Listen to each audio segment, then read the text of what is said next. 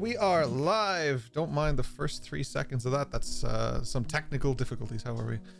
How's everybody doing? My name is Ken, and with me today I have Mr. Ryan, Mr. Kean, Mr. Rory, Mr. Busy, and Mr. John. We do not have a Richard today, but he is due to be back to us next week. We miss you, pal. Mo Farah-san. Kean's camera just like had these little heart emotes just appear. I forget that it does that. Yeah, I mean, we'll jump into it. We've got a jam-packed session today by the looks of it. It's stacking up to be a good one. So who do we have in recap today? I think it's me. I'm on the recap. Oh my. It's me. So, last week on the Wandering Isles, after some investigation of Dr. Harrow's facility, Team 8 discovered something horrifying. It seemed like Dr. Harrow left something behind in the woods, waiting for its opportunity to follow its last orders. The group also revealed that this creature was not a natural phenomenon, but more like the advanced cousin of Slate. Much more powerful, but equally insane with a deeply split personality. Where there is light, there will be shadows, as Hatsu would say. There was also a beautiful moment with Hatsu and Amadriana, where they talked a little more about themselves. Hatsu thought this opportunity would help to bring a stronger bond within the group, and he also discovered a secret nobody knew so far. But this you will only find out at the La Paloma Blanca. While the group was investigating, Eos and Weslin decided to look the stars in the sky. It later turned out that Eos is terrified that Weslin might die, but I think this drama will be resolved on another day. The group later decided to help the Harrow Beastie Boy go home. After some help with Remington, the magic boss, they got sent to the Slate cousins' home. And here is where we pick up this week, and as we Germans say, they arrived on time like a bricklayer, as they got swooshed on an open field near the destination. Amazing, outstanding. I just take the inspiration. I don't know, take that inspiration and shove it where the sun don't shine. I That was felt like great. I was watching Chitty Chitty Bang Bang. It was like this, like, little Bavarian boy. Amazing. That was great. Just on a quick note as well Love it. before we kick in. Thank you so much for the hype train. I see it cruising along there. Or what do we call it? Actually, the hype wagon is that what we call it? The hype wagon. Thank you so much. We really appreciate it. You guys are awesome. What a welcome. And what a recap. So we join Group 1 in that was more of a My Name's Jeff version of what Busy did. Like Busy did it really good, and I'm like, my name's Jeff. My name is Jeff. What a name for myself here. Yeah. We will join Group 1 in Penzance. Let me remind me who Group 1 is. We have Mr. Dash, Mr. Hatsu. Slate is technically there, but we're just going to assume he blends into the background as usual. Ayami and Gorband. I must say Gorebringer, which is like a really cool name, but Gorband. Gorebringer. So with that in mind, I will split the party, so to speak, and I will take Group 1 privately. Can I split the party? Mr. Dash and Mr. Hatsu. Hello. The others are still here in the background, and they can talk if they wish, but No, we're not. No, we're not. We're not. But the cameras are on Hatsu and What are Dash these? now. Voices on the wind. I'm a little voices gremlin on going the through the wind. town. What are you doing? Where'd you get here, huh? Give me your money. Oh my god. What the fuck was that? I'm just gonna have Brian come in and just do voices everywhere. So for those in the podcast and who aren't watching, just in the audio format, we are splitting the party, so we're splitting the cameras. So right now you can just see myself, Mr. Dash, and Mr. Hatsu, and we will be joining the other section of the party technically in a few minutes game time, but who knows? A lot can happen in just a few minutes. And with that, Okay, it's all fine. Nothing happens. It's all fine. it's definitely not going to switch ambiance or anything. Don't worry about it. A lot happened, but Dash just didn't recognize. So I was too busy dashing through the snow. on a one horse open. Actually, that should be a dash pun, right? That's a pun plus, right? If that happens and Dash and Hatsu don't go and do that exact line. Yeah. I think I need to add something to our pun counter that like takes a clip from this, but then like adds just some sort of crazy like Dash is at it again. You know, he's got notions and stuff. For the moment though, Dash, you are fucking struggling. Sorry to drop an F-bomb 12 seconds into the episode, but you are fucking struggling. It is cold, and you can RP the shit out of this because you actually have a cold, buddy. But yeah, Dash is struggling, man. This is a new energy and environment to him. I don't know if Dash has ever seen snow. Guys, I am fucking struggling. Ayami just pushes forward. Cold. She doesn't care. She starts heading towards the What town. the fuck? What the fuck? I would Gorban, say as they arrive, Hatsu would like take like the left flank and signal Ayame she should take the right flank. she just And nods, yeah. to look for where are they, how close are they to the city, are there people around, did somebody see what was happening, how they arrived, all that jazz. Okay. You can see through this? It's just white. They have no problem. You struggle. They have no problem. Just like fucking clumps of ice on my eyelashes already. On the bright side, you feel suddenly warmer. On the dark side, you're being lifted up as Gorban tries to keep you warm for being nice, and he just holds you. Oh, thanks, Gorbat, Adrian. Thank you. Are you safe being visible here? Should you hide? There's like a moment of sort of quiet contemplation as he then just goes. He goes invisible, but you're still just like floating. This is weird. Oh, this is weird.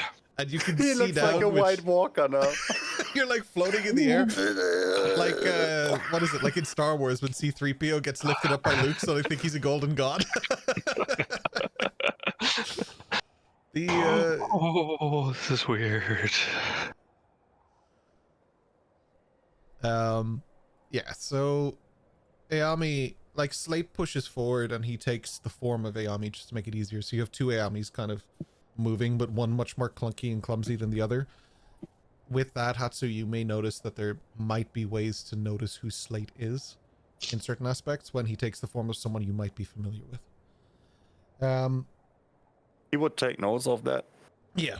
in his tiny little And Richard, his bingo book. if there's any problems with that, Richard, come at me, bro.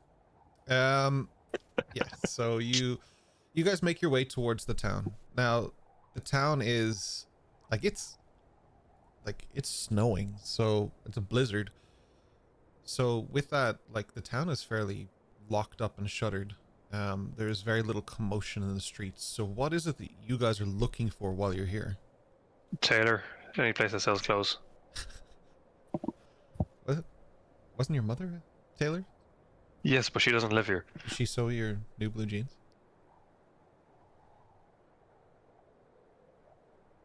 I want to find a tailor. I'm really upset that, like, also the silence of that joke had the blizzard behind it. It was just the blizzard audio. As how we know Dash, I would assume he comes out with a pelt, but only as a short, if that makes sense, so everybody can see his pristine body. Yeah.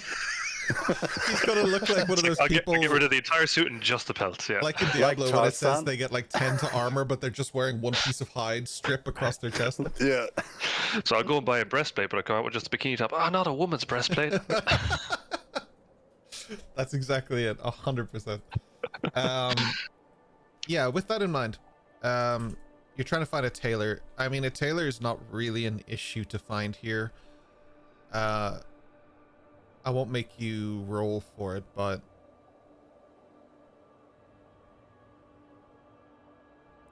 yeah, no, I won't make you roll for it. I was thinking about it. I was like, will I make him roll for it? No, I won't make you roll for it. Because it was just sort of a funnier to me, but then you might actually freeze to death. So, you head into a tailor. What are you looking for? A coat or a cloak, anything to keep the cold off. Excuse me. Yeah. I was trying to hit the cuff thing, but I missed it. Yeah, they would have stuff, yeah. Like probably big fur pelts like in the Hateful Eight, you know, those big woolly ones, or just Red Dead Redemption or whatever. Any good snow-based western.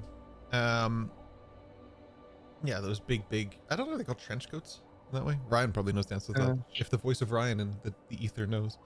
The what? Sorry. The jackets they wear in like the Hateful Eight and those kind of things. You know, those big wool trench coats. Are they just trench coats? I don't know. There's I can't fucking think what it like is. Yeah. duster That's jacket. the trench coats. The dust is lighter. It's like the lighter material. The heavy ones are something else. Fur duster. Fur duster. Perfect. Yeah, but yeah, one of those sounds good. Kind of heavy on the shoulders, kind of thing. It would be about 12 silver pieces, which is obviously quite expensive, but it's big and it's handmade. You won't find another one like it.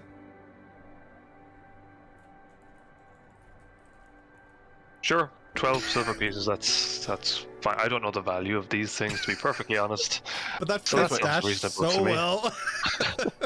That's what it's called. It's called a trench coat. It is a trench There's a coat. trench coat. Go. Yeah. Well, 12 silver pieces. That sounds acceptable. Okay, just should mark I- off your 12 if you have 12. Do you have 12? I have 13 gold. So- That's- that's like 1.2 gold. So if you give them 2 gold, they'll give you back 8 silver. Okay, so I'll mark off 2 gold and put in it's So he comes out with his belly-free trench coat. Yeah, exactly. No, I'm all warm and that's so much better. So that person's name, if you want to know, is Malus Farron. They are the tailor, or she is the tailor in Penzance. Hang on, I'm going back in. Malus Farron, hide. That was was very the- nice. That was pretty good. Brilliant. While Dash is dashing away and just looking for himself, because he's Dash. Fair. Hatsu would. You're all adults signal- responsible for your own actions. Hatsu would signal Ayame to stick with Gorebound. Alright, And she he heads would back. position. He would position kind of next to where he wants him to stay, and he just goes in a little louder than a whisper. Aiden, would you mind to wait here for a second? We try to figure out who to contact. Ayame is gonna stay with you. And he moves off to find like a city hall or like an authority building, like something like a Yeah. police station or somebody that would know how to ask for things like that to check out the wipe. Yeah. So I mean, there's people around. This is a pretty heavy blizzard, so it's a little bit tricky to like necessarily find somebody, but that like not impossible. So you I would assume like from his perspective, as he would observe and try to figure out the function of certain buildings. Yeah, he would look for specific things. Like a town hall might have like a blackboard with stuff on it outside of the door or something like that. He would look out for things like that, or a post office or something where he could ask for such a place. Right, okay.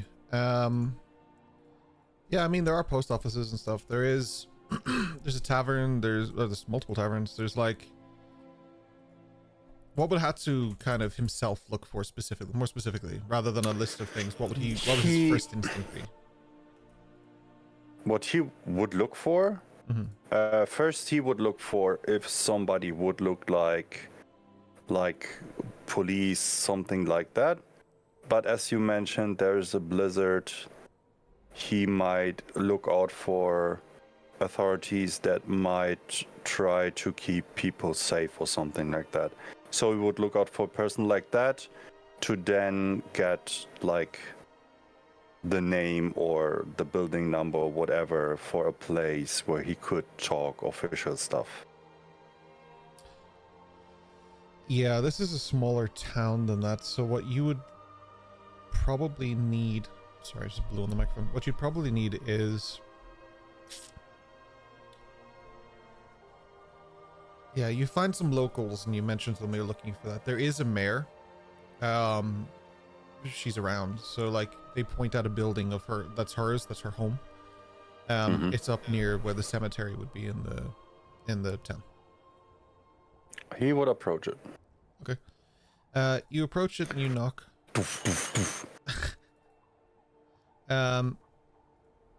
Yeah, she sort of like comes towards the door, but you can hear inside that it's like heavy footsteps, like doof doof doof doof, as she walks up.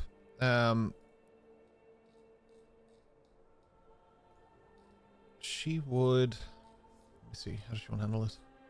She opens the door and there's a woman with like long flowing gray hair. She's like a big blue jacket on over some blue ropes that she's wearing.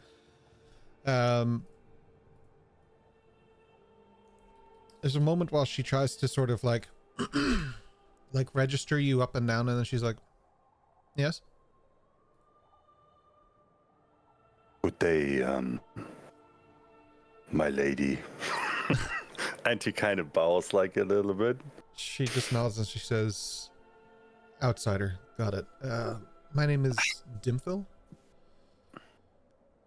Dimphil, Toshitsugu Hatsu, a pleasure. Nice to meet you. I'm sorry to disturb your peace or silence. May I enter? Yeah, come on in. You come in and you hear the crackling fire. Suddenly the cold is gone and the warm is there. Not that you would ever necessarily show that you're particularly cold or whatever like Dash does, but it's nice all the same. Well, reason for me being here is I come from a place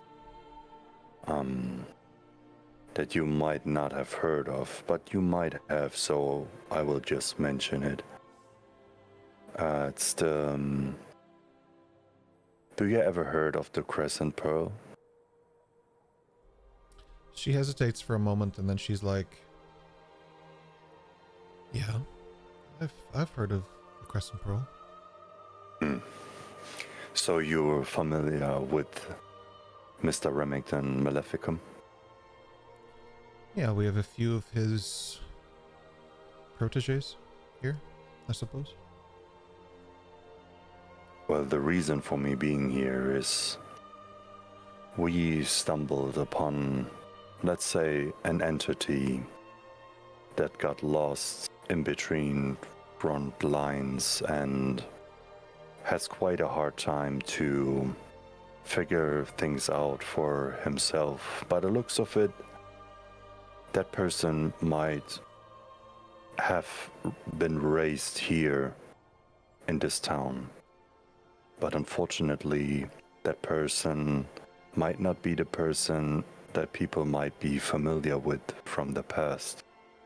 What I'm trying to say is that person has been altered and it needs help.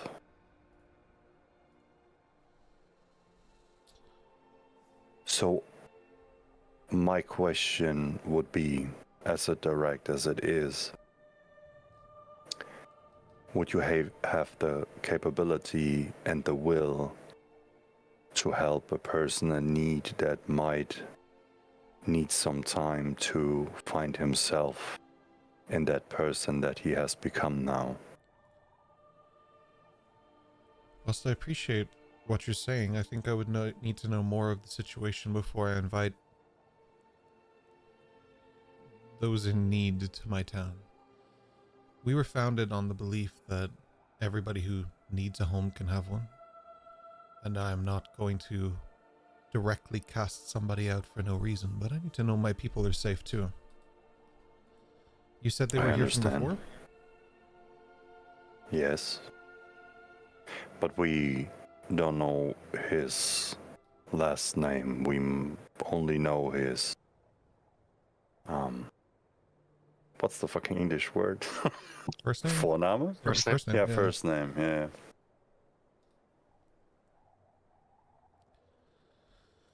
Okay. Well, I would suggest, as you mentioned, there are people in this town that have been studying under the authority of Mr. Maleficum. Would you mind if we would discuss this together with them? Because then we could both figure out if the framework would be right. There's a moment of hesitation, and then I can talk to people for you if you wish. Do I need support in this? Is this... I want to be honest with you. As it looks now, that won't be an issue, that you would get troubles. But just in case, we also want to be sure that if Aiden loses control, there are people here that can help to restrain him and help him to find himself again. Aiden Voss? Might be. Okay.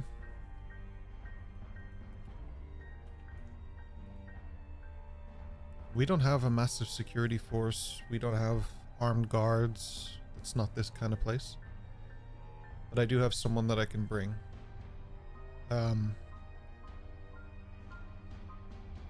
She takes a sip of her tea and she puts it down. Tell me, what is your feeling towards those who are more magically inclined, not necessarily human? I believe that we should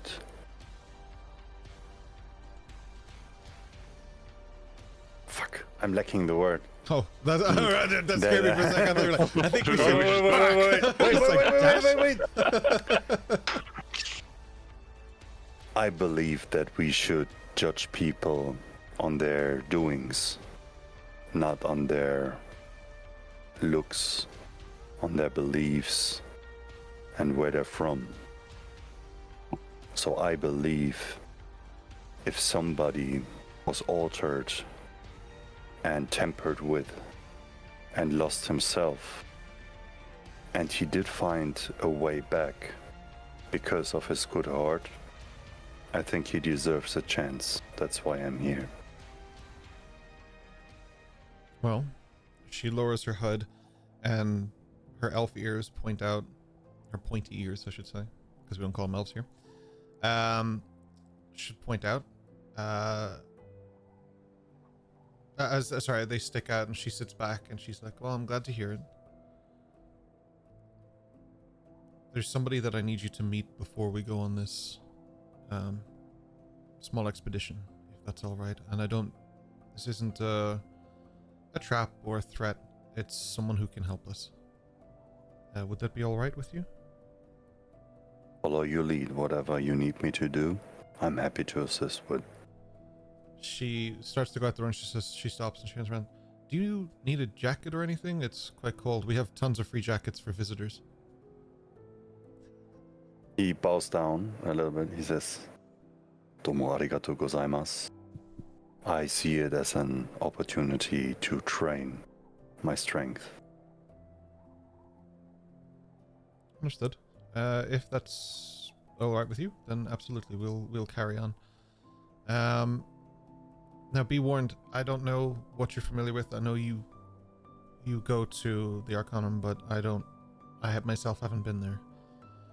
So, the presence of who we're about to meet might startle you slightly, but he's a good person, and he intends well. Ma'am, with all due to respect, nobody has to explain themselves for what they look like or what they are capable of.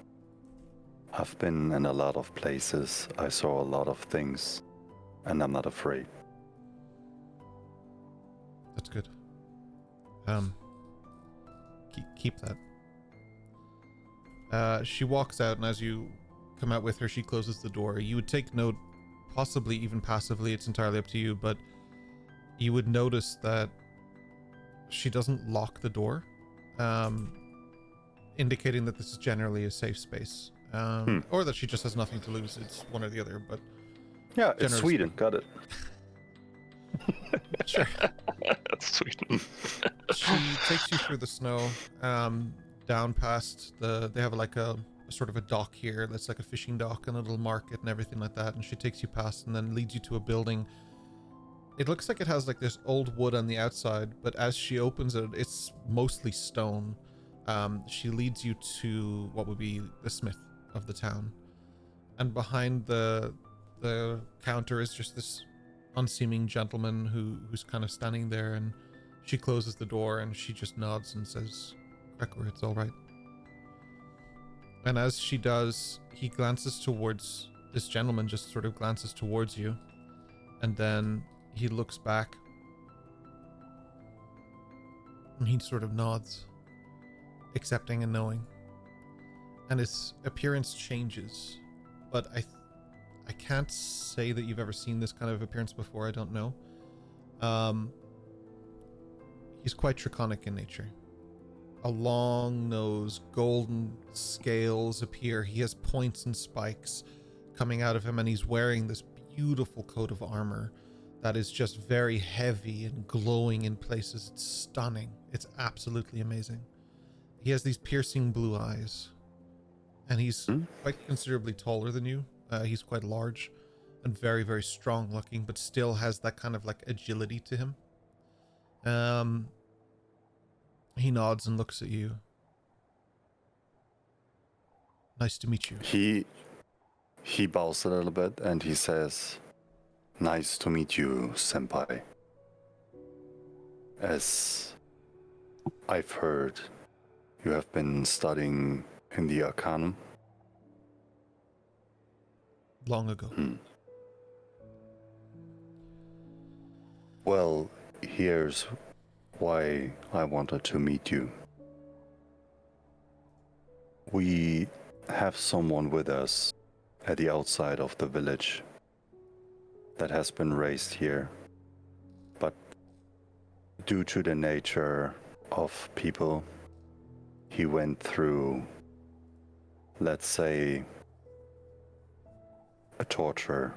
He got altered, and he has a hard time to find himself in that new person. So what we would like to do for him is to bring him back home.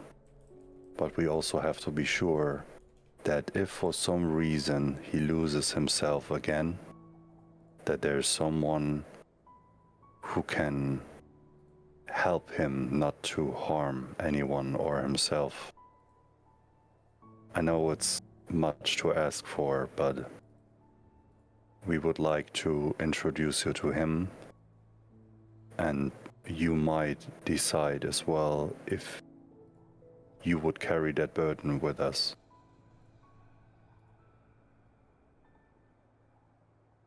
There's a moment of just like is he serious or is he not, you know? But he looks towards like the mayor and then looks back, and he understands that this is really a serious thing. He nods and he grabs this kind of like, it's like a cape almost, or a cloak. It's fabric, but it's got wool along the back of it. And he grabs it and he just throws it over the armor, and he walks with you. As he walks, it's like this heavy thud on this old wooden floor, and it just creaks and bows beneath him. It's this heavy, like just incredible armor. Now, Hatsu again knows craftsmanship. You know a good sword, you know a good weapon, you know good craft. You understand good craft. You've seen it. You've been brought up in it. This is beautiful. Like, there's some part of you that would understand that this is some of the most beautiful, if not the most beautiful armor you've ever seen. Not something you would necessarily wear, but you can appreciate the craftsmanship in it. Which is just... So he would look, while they're walking, he would like casually kind of look over to him. And he would say, well, I'm quite curious because I'm not good with these things, but I always watched our smith in the village doing incredible work. Do you also combine the physical with the magical?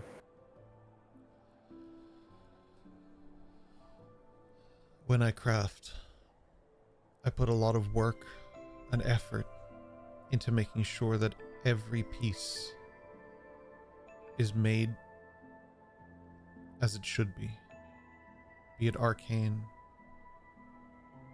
be it physical, be it metal, be it raw effort and work that takes months.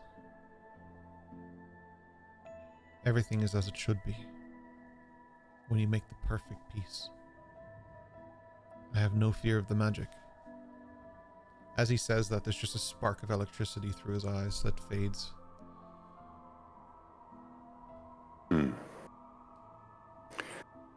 Just out of curiosity, while we moving over to our friend, if something would happen, would you be able to use magic that could send like a few words to Mr.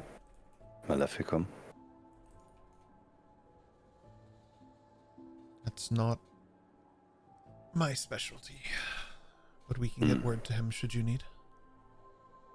I see. I was just curious because that would open more options.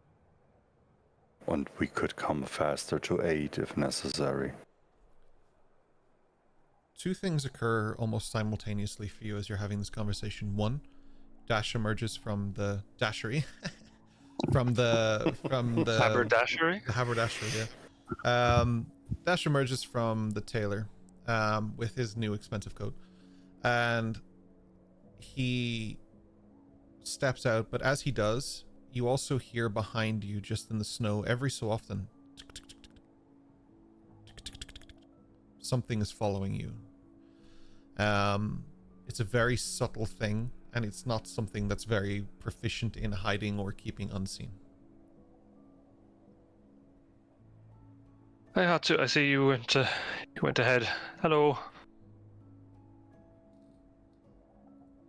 Well, may I introduce, this is Mr. Dash Heidman, but he's usually not that hidden. He's not the one making the step sound, so there is something else behind you. Dash, as you step out, you just see this large, imposing, golden, draconic figure. Pleasure to meet you both. Yes, I'm Dash. I assume Hatsu's filled you in on our particular set of circumstances.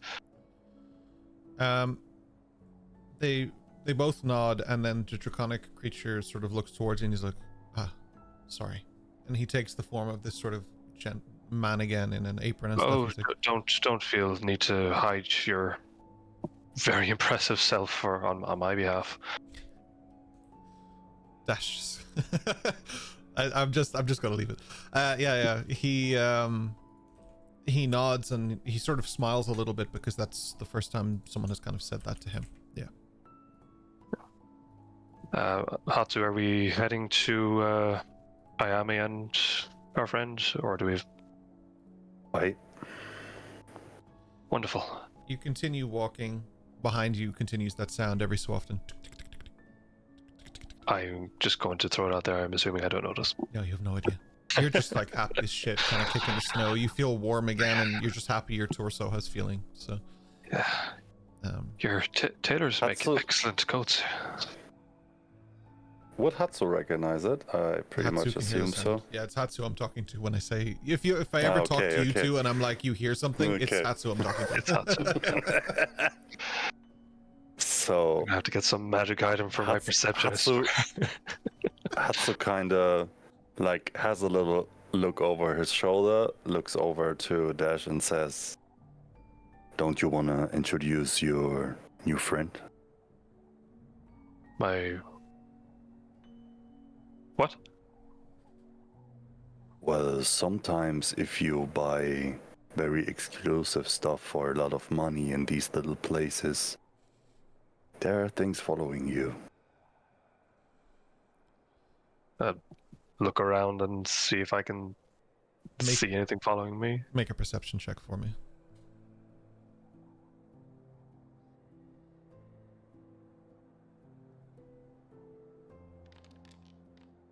Oh, please, is that a nat 20? That's a nat 20. Let's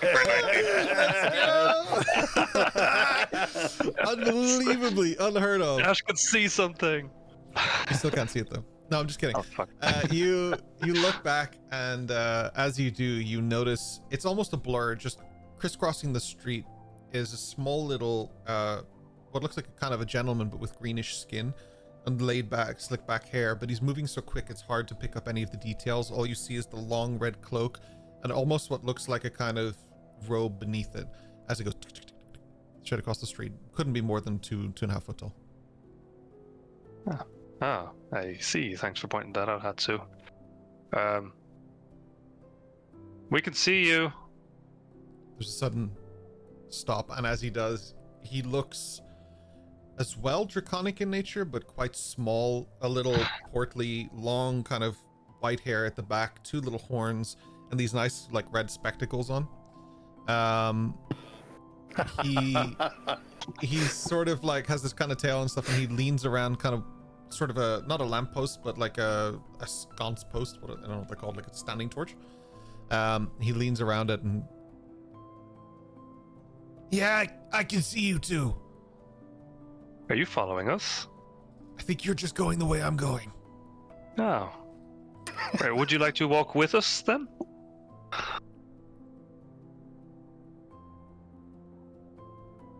There's like a hesitation. He's like thinking about it, and then Mayor Cromdeck is like, Sut, it's fine. You can come if you want.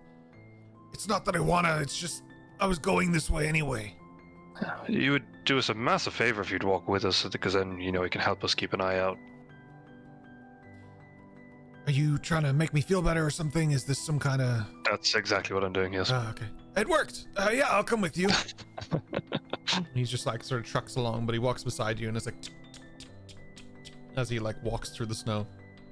The very little crunch, like what would be a normal crunch for you guys in your boots and stuff and your shoes and whatever. He's just like little. Is it always this cold here? Yeah, it's a snowy city. The water's frozen. Oh, would you believe I've never encountered snow in my life? Well, you have. I can see right now you have encountered snow in your life.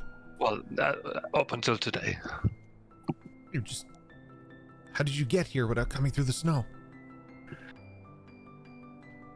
Most of this island is snow.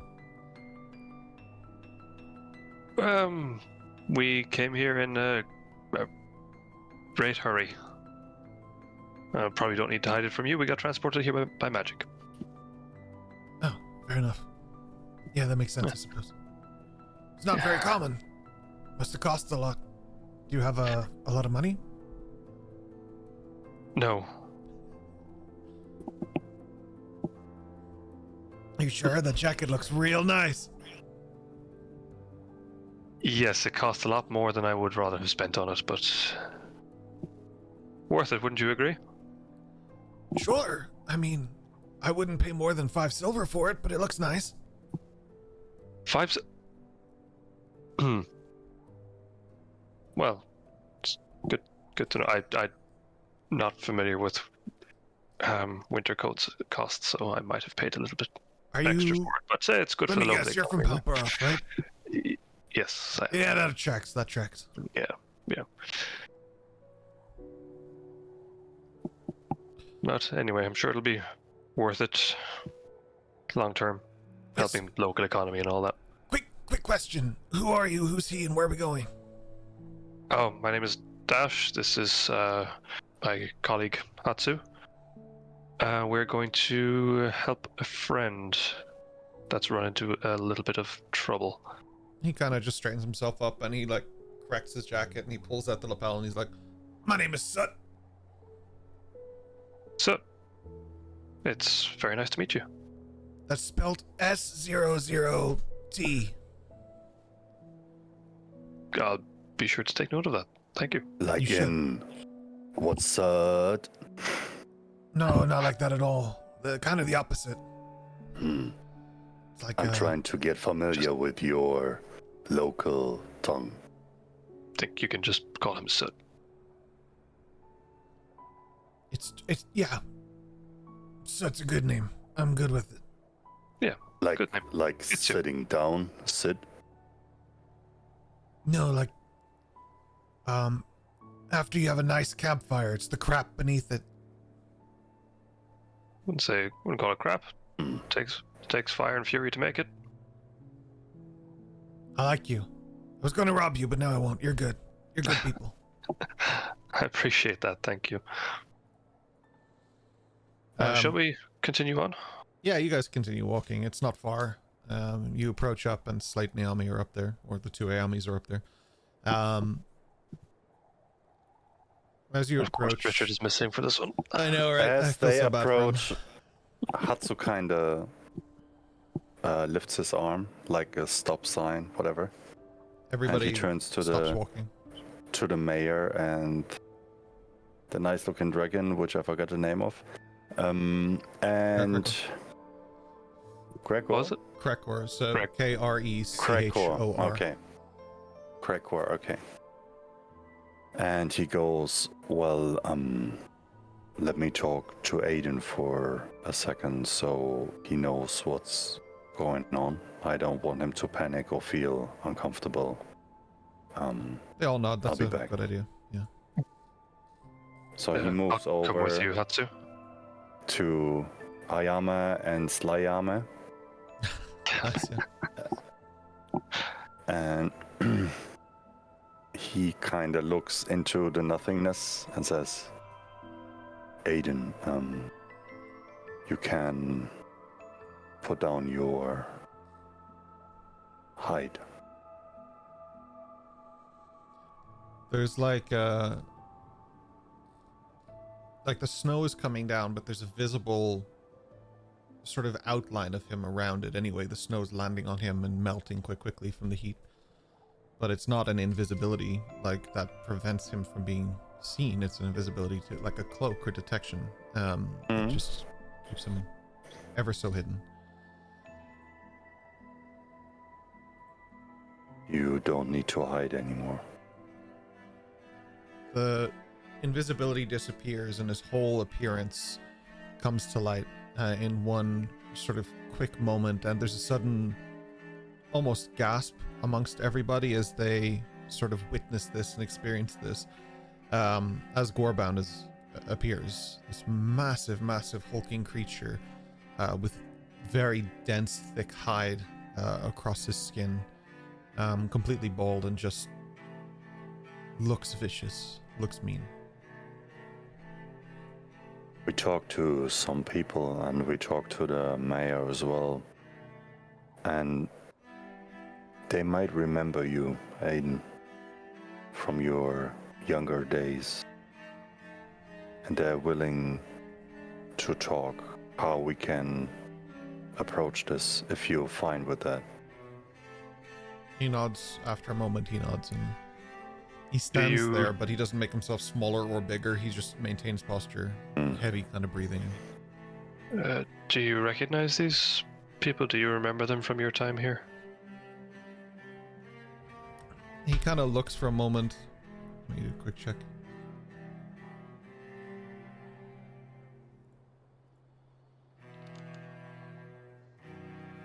Yeah, he would kind of have some kind of memory, not of Soot necessarily or Cracker, but of the mayor. Yeah. He loosely points, and as he does, you can subtly hear a jingling bell in his hand as he moves his hand across the point. So, would you agree to meet up with them to speak? He nods, like he's willing.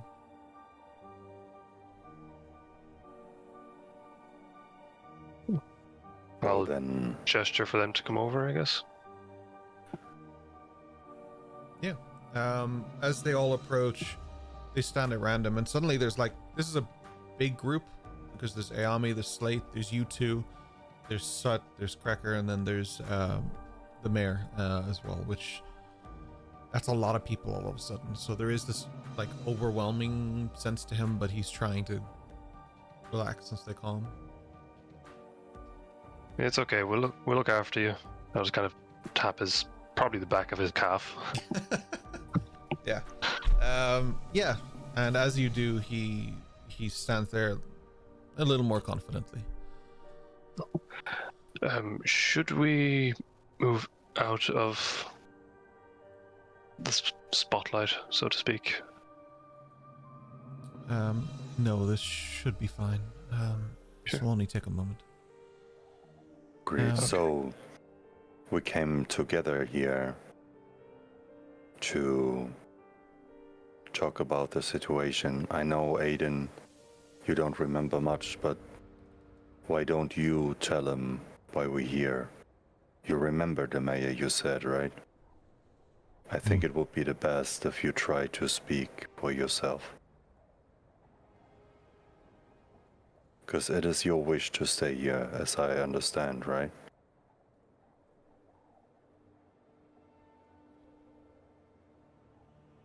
I want to be home.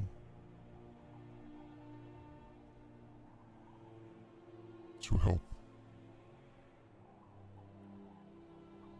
To be a part of the community. As he says that, the mayor kind of leans over and says, "That's what we expect of people." Like she's saying it to you. Like anyone who's lived here would know that you can be here, you can be whoever, whatever, but you have to be a part of the community. You have to help. Don't be a blight on society. Be a bright flame to it.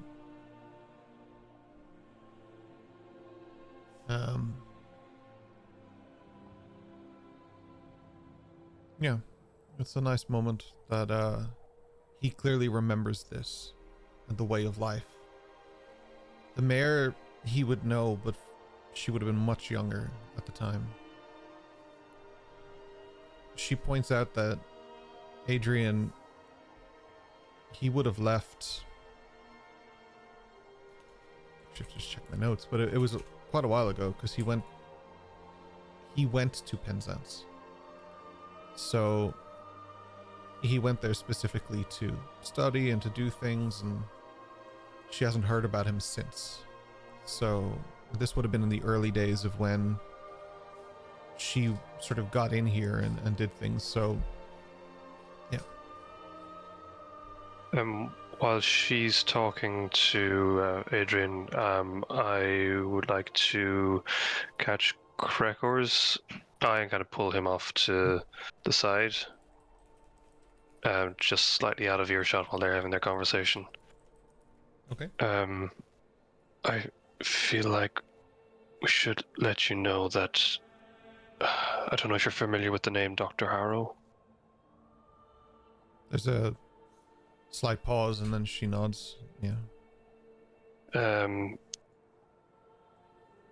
She was involved in what's happened to Adrian. I don't know if that has any effect on how things may go, but just in the interest of making sure all information is on the table for you. And I'm saying this out of earshot because I'm not sure how the mention of the name will trigger Adrian at the moment.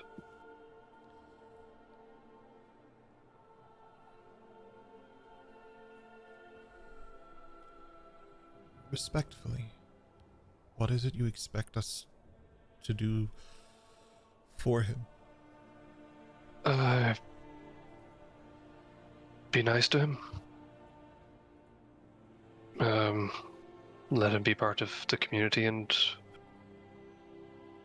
I don't know, hopefully if any information comes to light that could help set him free of her, that it could be acted upon. But other than that, I don't really know, to be honest. He said he wanted to come home. We were going to just send him here, but then we thought better to actually accompany him and,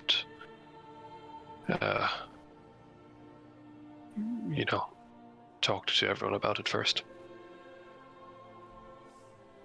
Is there anything we should know?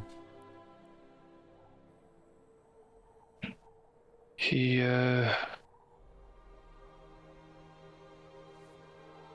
gets angry. He had said that he is calm if he's at Scorchwood. I know he had a mission to destroy Remington, but he was able to resist that back at the school before Remington sent us here. So there is free will in there. And are you certain that he isn't following some orders, command?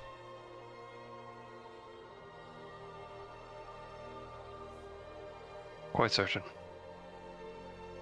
The command is there. He is fighting it. Otherwise, the mere sight of yourself or Soot would likely have triggered him. And is there any fear of somebody coming looking for him, or? I would be wary of Harrow coming to look for him, yes.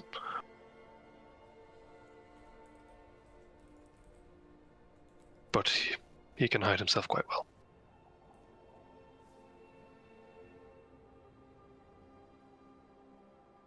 Okay.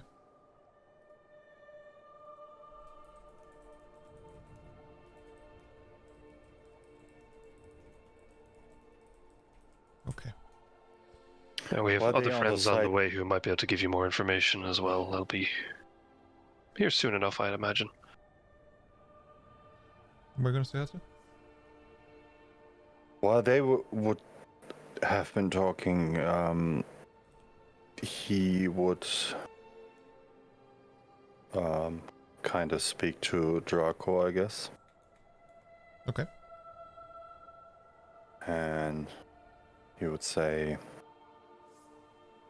now that you know a little bit of him,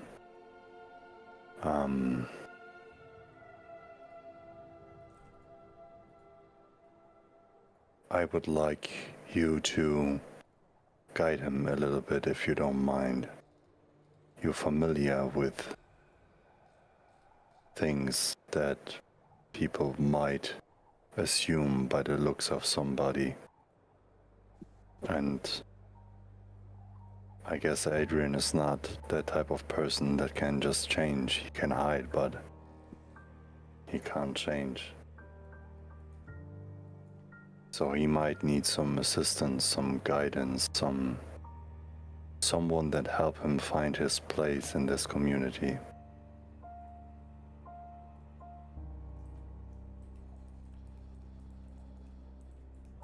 And if you look at him, he's really strong. He might also be able to help you, Smithy.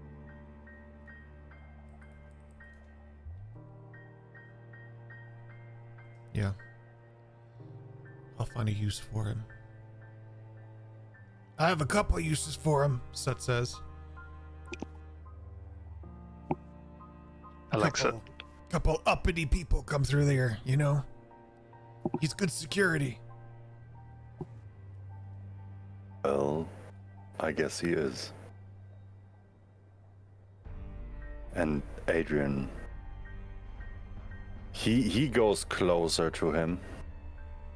And I don't know how humongous he is, but what Hasu is trying to do is he's trying to put like a hand towards his breast where his heart, he assumes, is. Mm. If that doesn't work, he would gesture on his own heart. And he would say, I don't know what you have been through, but I know that you are still in there. And no matter how hard you got hurt, remember, you belong to this place. Your loyalty belongs to this community. And if you're in doubt, always follow your heart. And if you ever need assistance with anything, just send out the word and we will be here for you.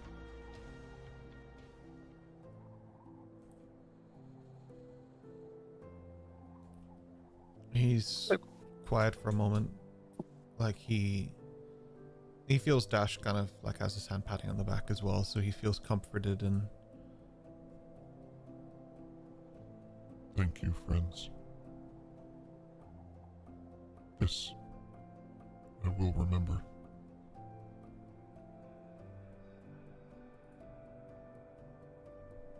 And Hatsu bows towards Adrian, towards Draco, towards the little one.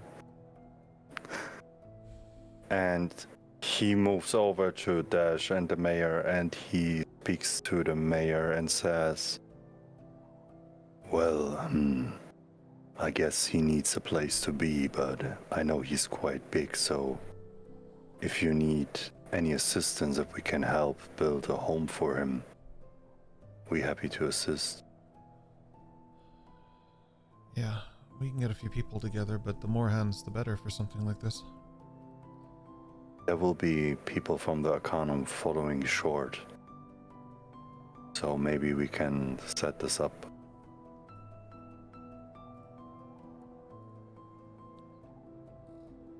Yeah.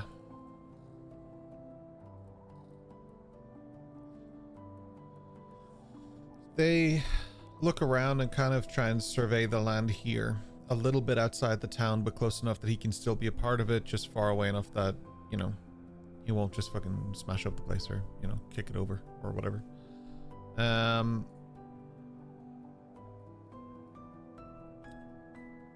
Whilst they're doing that, we join Team 2. Group 2. Group B? Whatever you want SEAL to Team 6. SEAL Team 5.5. Team Alpha. Team Alpha. And we switch over. Westlin. Eos. Madriana. And Lissa. Alongside Chicken and Albie, of course. All appear not near your allies, not near your compatriots, but alone in a void of snow. And it is cold as shit. Ooh, oh, shit.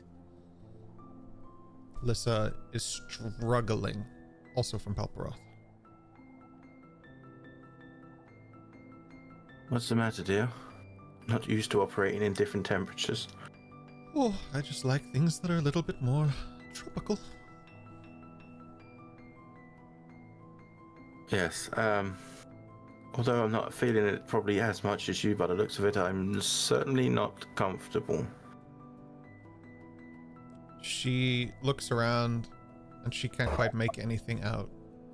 No landmarks, no points of interest as such.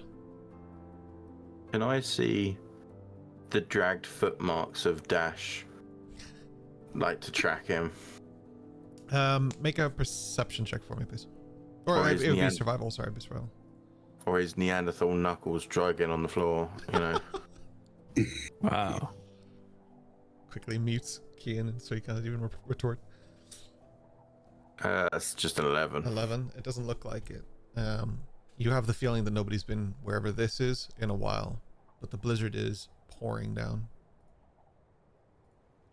Why is this so bright? I forgot the snow's bright.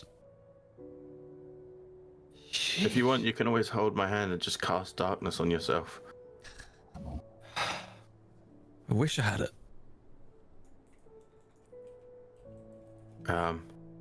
I suggest we find these as quick as possible and get out of here. Weslin, are you okay?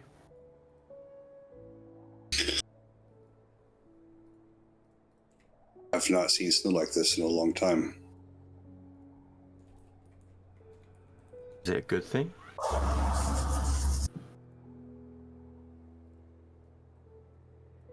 Maybe. Maybe. Shall we proceed? Listen, Better. you seem to be good at finding Dash, no matter where he is. Well, if he's anything like me, he's probably paying way too much for a jacket in a market somewhere, trying to stay warm, stay warm, stay warm. What you're saying is you'd like to go and get a jacket. Yes, please. Okay, let's go. You start walking, and the snow for you guys, it all shifts below you, but it's spilling into her boots, and she's like, shit. She's just like moving kind of quickly across the terrain. While I'm walking, I'm going to continuously be doing this. You see sparks of fire coming off my hands as time goes on. As your robes burn away on your sleeves. Don't you dare.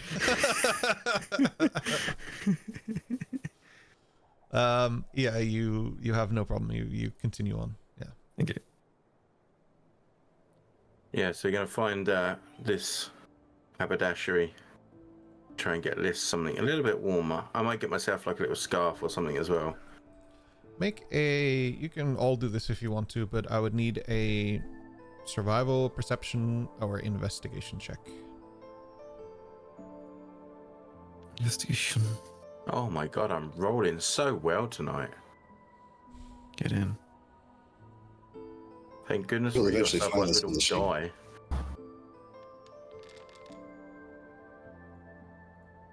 Fucking get in there, Whistling. So, Survival. Majorana, you and Lissa are both so distracted, and it's like hard to focus and find what you're looking for. But Eos and Westland, you guys are on it. You look across and you realize you guys are going a little bit the wrong way. You're shooting outwards rather than towards the town. It's hard to see through this wall of white just in front of you, but you can kind of see it through the haze. And with that, you both, with amazing rolls of 21 and 20, like respectively, point out which way to go. Eos covering her eyes. This way. It's bright. Let's go. Okay, Fair. you lead the way. Trudge forward towards this outpost, this town, this city, this gray spot in the snow. As you do, it is a beautiful small town. It is just huts and shacks, all made of wood. Westland, if this wasn't covered in snow, it would feel so familiar to you. Everything here is handcraft and handmade. This is not like industrial, big, make everything look the same. Everything has its own flavor and unique taste to it as you look at each building. You can almost identify the taverns by the smoke billowing out of the large-scape buildings, because they've got beautiful windows and beautiful wooden walls and planters on the outside with plants struggling to breathe through the snow. You see mud through the streets that instead of stone paths, you see one building that appears to be made of stone, and that would presumably be some sort of smithy. The whole area, there's a small little fountain in the middle and a park. There's just life here. There's no people, but there are footprints and signs of life.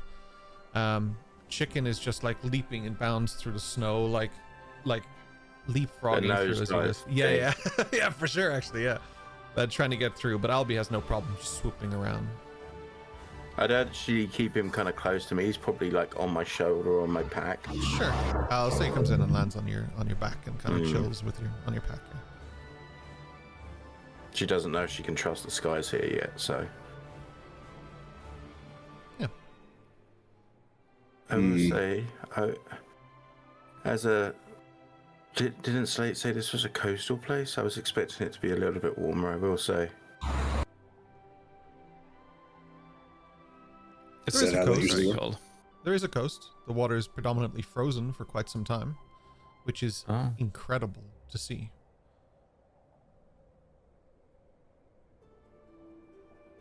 Off the edge of the harbor, there's like a building attached to what appears to be kind of a harbor, and off the edge of it are a ton of like freshly cut ice holes. You can tell that people do ice fishing here quite a lot. So if you want to find Dash, you go to an ice hole. Why? No reason. Does Yeah. Does he like ice holes? He is an ISO. Yes, I would But agree he's with that. human. It's a play on words, We're Weston. speaking in tongues, Adrian. We need to get you inside. Is he cold? Oh, he's definitely cold to some people. Does he have wounds that need to be treated? Only emotional ones, Wes. Let's continue. I don't understand. We'll never understand, Dash. We should stop trying now. So yeah, we're gonna go to this haberdasheries, this Clover's. So get what size everyone are in. you? Let's get you some clothes. You walk into this tailor, sorry, haberdashery. That's fine. And behind it just says Farron's thread and needle at the top, and behind the counter, sorry, behind the counter is a lady. Welcome. We're looking to procure some warmer clothing. Oh, busy today. Sure, absolutely. I have some jackets over here. Oops. Alyssa, would you like to pick one out? You see her already, like, looking in the mirror with, like, this long kind of fur coat that looks just extravagant and beautiful and amazing. So, from that, as I am very wary of people around me, she's looking at something extravagant rather than something practical. Yeah, I mean, it's all practical because it's large fur coats, but she went for the extravagant practicality rather than just something that looks durable, sturdy, and can live forever, you know? When I say practical, I mean as in practical based on her skill set. Like, she hasn't gone for something that's warm but sleek and can move quickly. No, she's gone for something lavish. Okay. But Lissa, what you can probably get from that is that Lissa's the kind of person who would probably just drop the jacket if she had to. Like, Gotcha. if there's something more worthwhile there, she'll drop it and just do what she needs to do. Like, she isn't attached to things as such. Yeah. But while she can, she wants the flash things in life. Gotcha. Right. She enjoys that kind of lavish lifestyle, yeah. Are we having technical issues yet? We good?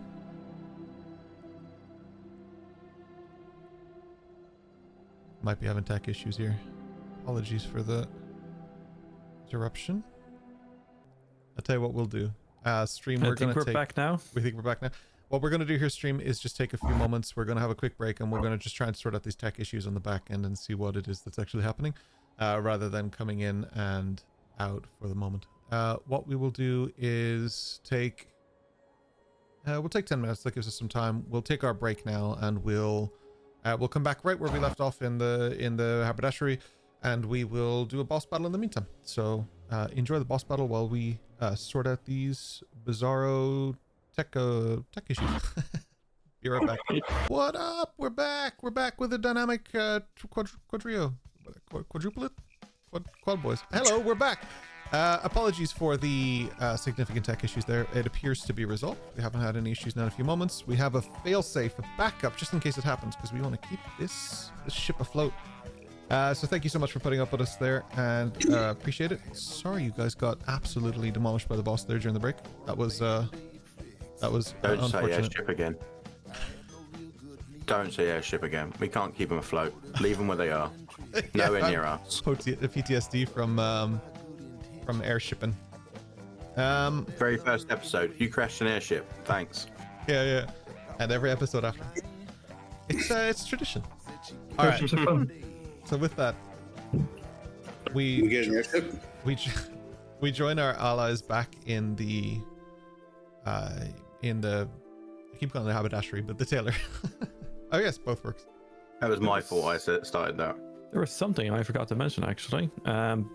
In last week's episode, prior to us heading off to Penzance, Rem transformed me into a human version of myself. That's right, you are quite human. I remembered that and didn't reference your colors and stuff, but we should have probably pointed out, so thank you so much. You're good. As green eyes, black hair, and I'm pale as anything. Nice. Absolutely. Actually, I think I have a picture that's around you to pull in as well. I'll do it in a moment. So I'm with that, looking yeah, for you guys scarves. are in the. You were looking at scarves, right? So we'd pulled out the green scarves and everything. Yeah. And you said there was a nice purple one made of wool, one made of something else for Eos. Yeah, one made of wool. Like they're both made of wool, but one's like a thick kind of like winter wool, itchy as God knows what, and then one is like a nice thin, kind of sort of not. I was gonna say cheap, but I don't mean cheap. I just mean like a very thin, easy going material rather than whatever. Yeah.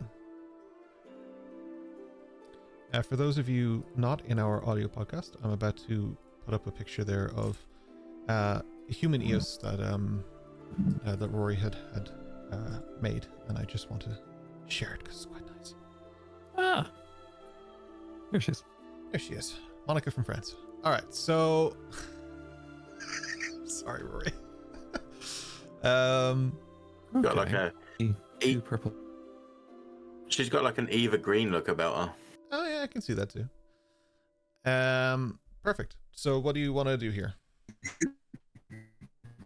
Oh, we have an audio issues again. Have we immediately kicked back in? They've immediately kicked back in. All right, boys, jump to the failsafe there. I think we need to switch to video. Yeah, switch over. We'll change. All right. Failsafe.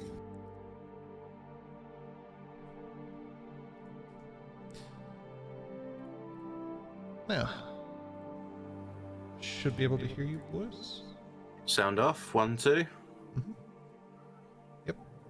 You have to make noise, Rory. We can't hear you.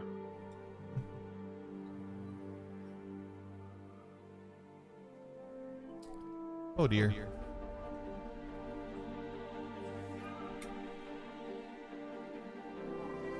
No, I can see your mouth moving, but can't hear you.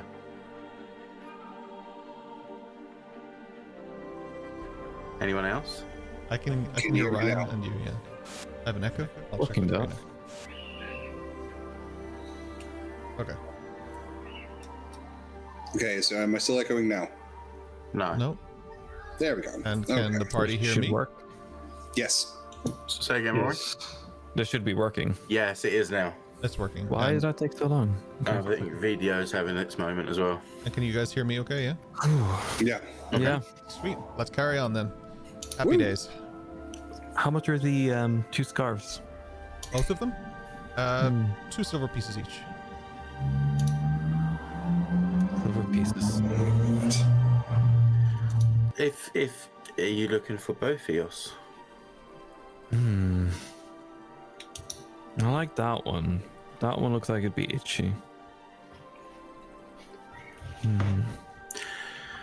My dear, I'm talking to the person behind the counter now. We're looking at the jacket for my friend over my shoulder here that she's fabulously showing off. These 2 scarves for my other friend here. Mhm. Weslin, what would you need? Something probably warm. A jumper, a jacket. What kind of thing do you like? He just points at just the nearest rack. Doesn't matter what it looks like or its color or purely function. I'm gonna pick out something that I think will fit him and look good on him. And also, would you happen to have some form of, let's say, like a scarf and hooded ensemble? So kind of like a shoulder wrap with a hood on top.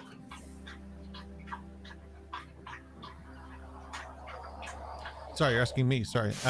Yes, we can accommodate that. Yeah, absolutely. That'll be absolutely fine. And how much for all of those like? And I'm gonna tap on the counter. Yeah. Using Tassie Talk. Oh. See if there's any understanding. To try and get some information through Takatalk. Okay. For those of you who aren't familiar with the campaign or haven't seen the website, we do have a list of our languages up there. Takatalk is akin to Thieves' Cant.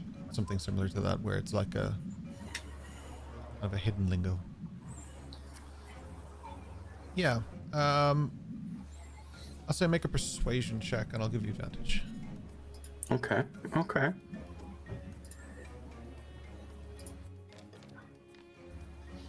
Ah, it's like a 19 and it just twisted. I have an inspo, so I'm going to do that one again. Okay.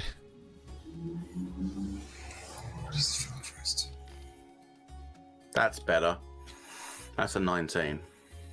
19. Yeah, that works. That definitely works. So you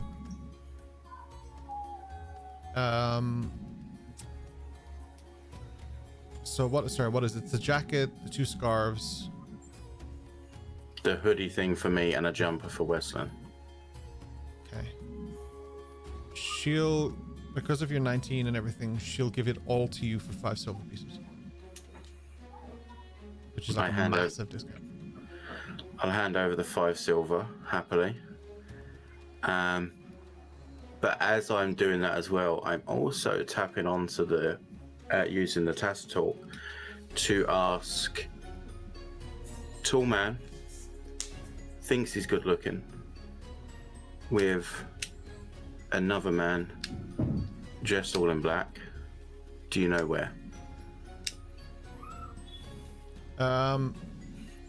She rubs her nose just inconspicuously and nods to the right, where he walked off out to the right. Thank you very much, my dear. These pieces will go swimmingly in keeping us cold from the warm, or warm from the cold even. Here's your 5 silver, and thank you very much for your time. She nods and she just pockets the coin. In some way in the back of your head, you know you're probably still paying a little too much, but it's not like crazy. It's not paying 12 for a jacket. Everyone has to make a point, yeah. Everyone makes a point, that's fine. She understands. She also had a pretty good sale earlier, so she's in a good mood. Some of us aren't quite so gullible as others, you know. Yeah, absolutely. So I'll hand out the accoutrement as it is for each person. Okay. Put like I said, mine's more like it's just like a hooded thing that comes just over the shoulder, so I still have full movement, full range of everything else. It's just keeping my kind of top half and chest warm as such. No worries. You can add those items to your main sheets, and I'll update them during the week with, descriptions and paint and art and stuff. Okay. So Eos, you can add 2 scarves. And Madriana, you can add your headpiece and kind of cloak thing, was it? Westland got what did you get, Westland? Sorry. He had a jumper. Jumper. Okay. So yeah, you can add those to your respective sheets. Perfect. So weird hearing keyboards and stuff because we're using the other audio system, but it has like no filter. Sorry. You're okay. It's okay. Apologies. Yeah. Thank you, man. Thank you, Madriana. So kind. No, absolutely. I don't want you to freeze to death out here. Oh, this one is for...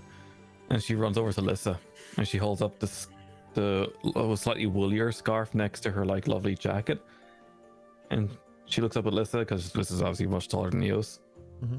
You want the itchy one or the lighter one? Oh, whichever you prefer. Thank you. This one will itch. This one will be nicer. Are you warm enough in that exuberant jacket? She kicks a leg out and she's like, I'm plenty warm. I'll take the itchy. Oh, that's really nice. So she takes the little soft one and she wraps it around.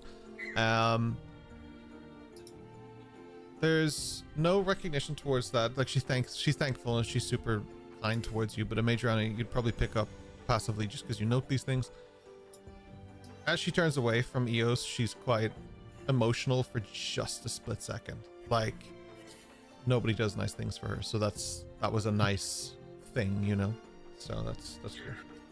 I also expect that she probably would have noted what I was doing as well. Yeah, like she took note of pretty much everything that went there. Yeah. Like, Yeah, she knew what I was doing. yeah, you already would know that she knows Takatok as well. Yeah. Yeah. As you, yeah. So as you guys walk out, Madriana, you sort of know the way already. You can choose to follow them. Yeah, I'll lead us to where I think he would be, or where I've been told he would be. Yeah. And yeah, essentially keep an eye out, because although Gorebound might not be seen because he can go invisible, his footsteps leave quite the impact. They definitely do. They definitely do. Yeah, so you head out towards where they would have gone. You follow Dash's footsteps and stuff. You can pick up on that kind of stuff, I guess. You do head out, and then yeah, you'll sort of see in the distance as Gorebound and Dash and Hatsu and pretty much everyone else is there. Yeah, just give him a little kind of acknowledgement. How are you getting on? Is everyone okay? Well, nice that you arrived and that you found us. Unfortunately, things were so, how can I say, invested that I kind of forgot to leave marks. I'm sorry for that. It's no problem. Some people are easier to find than others. I thought you and Liz might be quite capable to find us. So We were I see indeed. I was right. And we already fought off all the snow zombies, so don't even need to worry about that. Well, since you have a code, there is no snow zombies anymore, I guess. You all That's, look very fetching. So, I was going to say the same for you, but it's not true. Tell me, Dash, how much did you pay for that jacket? Oh, well over the odds. Have to support the local economy. How much did you pay, Dash? A lot. Much What's more a than lot? it's worth. What's a lot? Oh, 25 silver pieces. Oh, that's much more than we paid for everything. Well, Quite his frugal. mother is a tailor. He knows how Oh, much she's to no pay. banker. So, for the first time ever, I think even under the mask, you'd be able to hear the fucking sniggering of a Madriana, and she's just not able to hold that at all. Heck yeah. I don't imagine Well, people get much business around here, so I figured be generous. Oh, so you opted to pay that much? Okay. Of course. Hmm. I mean, it can't be worth more than 2, 3 silver. Well, since we are guests in this lovely town, I think we should have some sort of etiquette and introduce ourselves. So, I'm Adriana. You want to introduce yourself to our new friends? But Because we are clearly gesturing towards. usually you give their names to me so that I can introduce myself. But My name's Sut. This is it. This is Krekor, and I've forgotten the mayor's name. Was it Dipso? Was it? Dipso. It Dipsos? was. I'm so sorry. Let me get that up there. Her How, name is Dimthel. Dimthel. And this is Mayor Dimthel. Dimthel Cromdeck. Dimso's Mayor Cromdeck, but that's okay. how And- tall is Sir? Like 2.5 foot at most. Okay, so not gonna kneel down, but just a gentle bend so that I can reach. Hold out my hand. That is somebody it's- who has played a gnome before. But it's gonna be one of those kind of, clap the hands together kind of thing. All right, Sir, how are you doing? Oh, I'm good, thank you. It's really nice to meet you. And you too. And remind me, sorry, what was your name? As I hold out my hand to the Dragonborn. He Is shakes he your for the hand. Dragonborn to us? Oh no, he's an old man. Sorry, you're absolutely right. He'd be an older man. But he shakes your hand, and there's like a weight to it. Like he's way stronger than he should be. And he shakes your hand. Mm-hmm. My name is Krekor. Bit of a muscle wizard, are you? What a reference. I'm sure I don't know what you mean. It's okay, Cracker. They won't be shocked. I wouldn't be so sure. And he changes shape and he takes the form of this draconic presence once again. What? And Witches! Witches! And in doing so, when he takes the form, the lightning appears in his eyes once again. Well, I must say, that's a much more beautiful presence. I'm a Madriana. How do you do?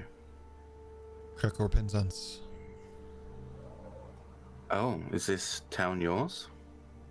No, it's just my home, and I took it as my name. Good to know. I carry it with me. And, Mayor, thank you for looking after my friends here. It was an easy task. Your friend Hatsu here is very well spoken and easy to understand, and Dash has some qualities as well. I see you've gotten to know him quite well. Pretty sure he's a cop. Different character. I think his mum was a cop once. Yeah, possibly. How are we in relation to our business here, Hatsu? Well, the mayor offered to give Adrian a place to stay here. And our new made friend here offered to guide him and give him something to do for the community. And I offered that we may assist with building a home for him. Absolutely. That seems only fair. Well, while we're here, did Remington tell you anything about how we might get back? And when?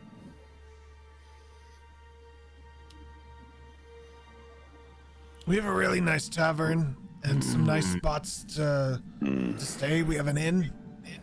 We're very open to new people. Since we're building a new home for Adrian anyway, we might arrange some visitor rooms, just in case. I think that's a good idea. I hope you guys aren't afraid of a bit of manual labor. Well, I guess you can handle that well. I have some strategic things to... Ayame?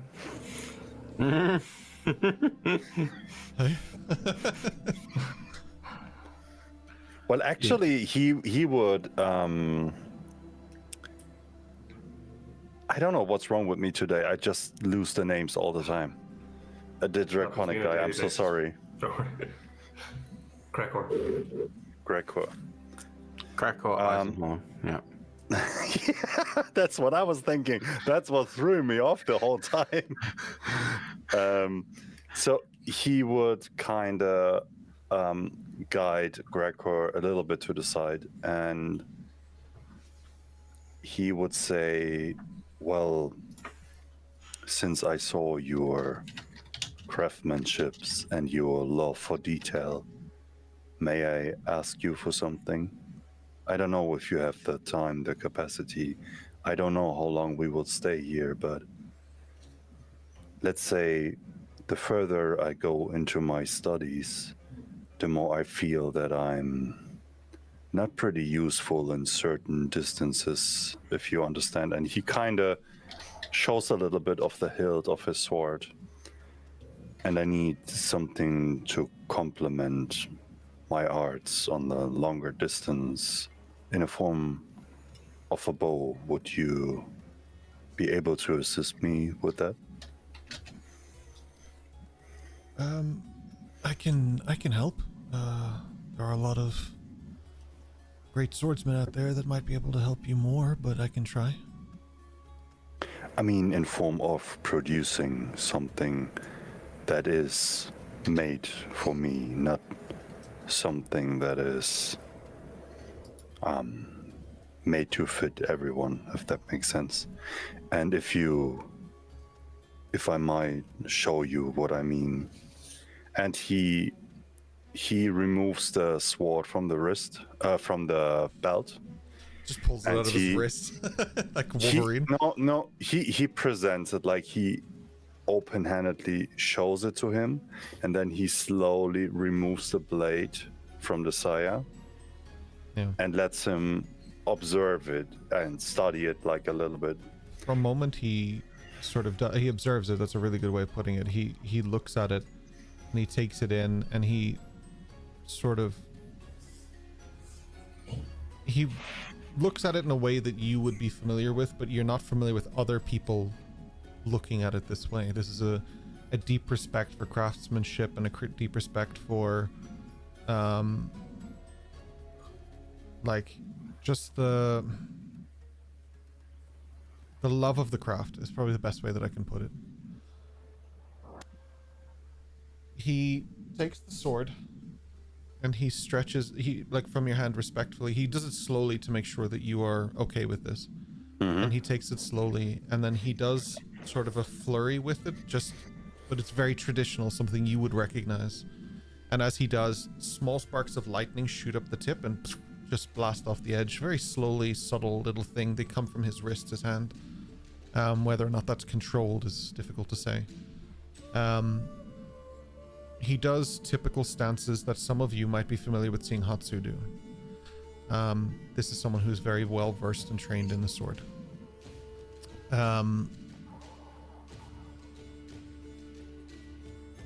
He understands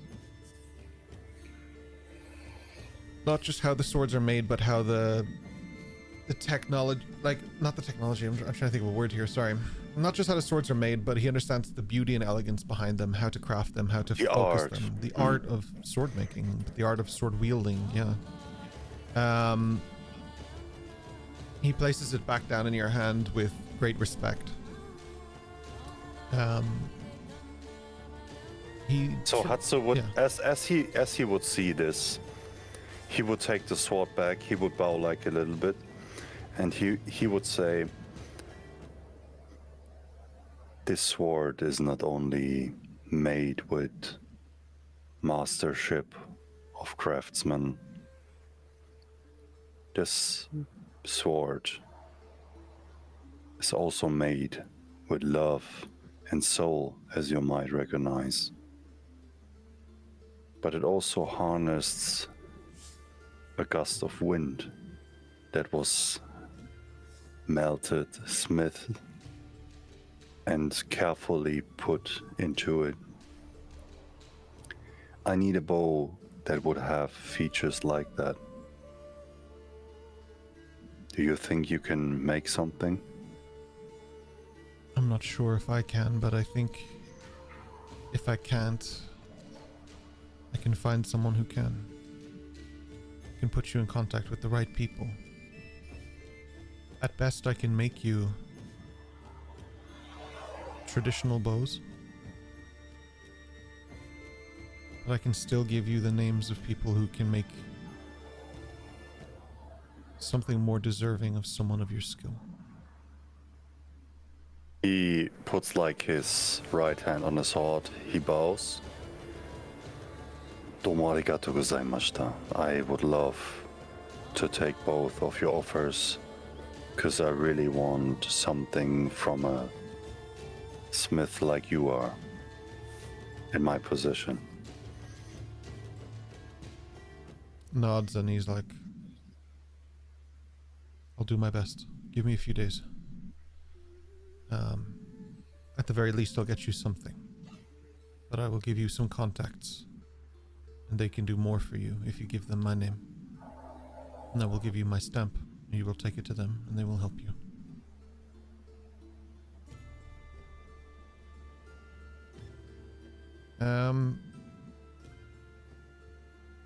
They start planning the kind of build in the area. They start working on what needs to be done. How much of a part of this do you guys want to be? What's in the plans? Well, they need to build a building that can support him, that he can live in. That involves making furniture that's larger than the average bear. That they make things that'll fit and suit him, but that he can stay here and not be bothered by anybody, but also not bother anybody.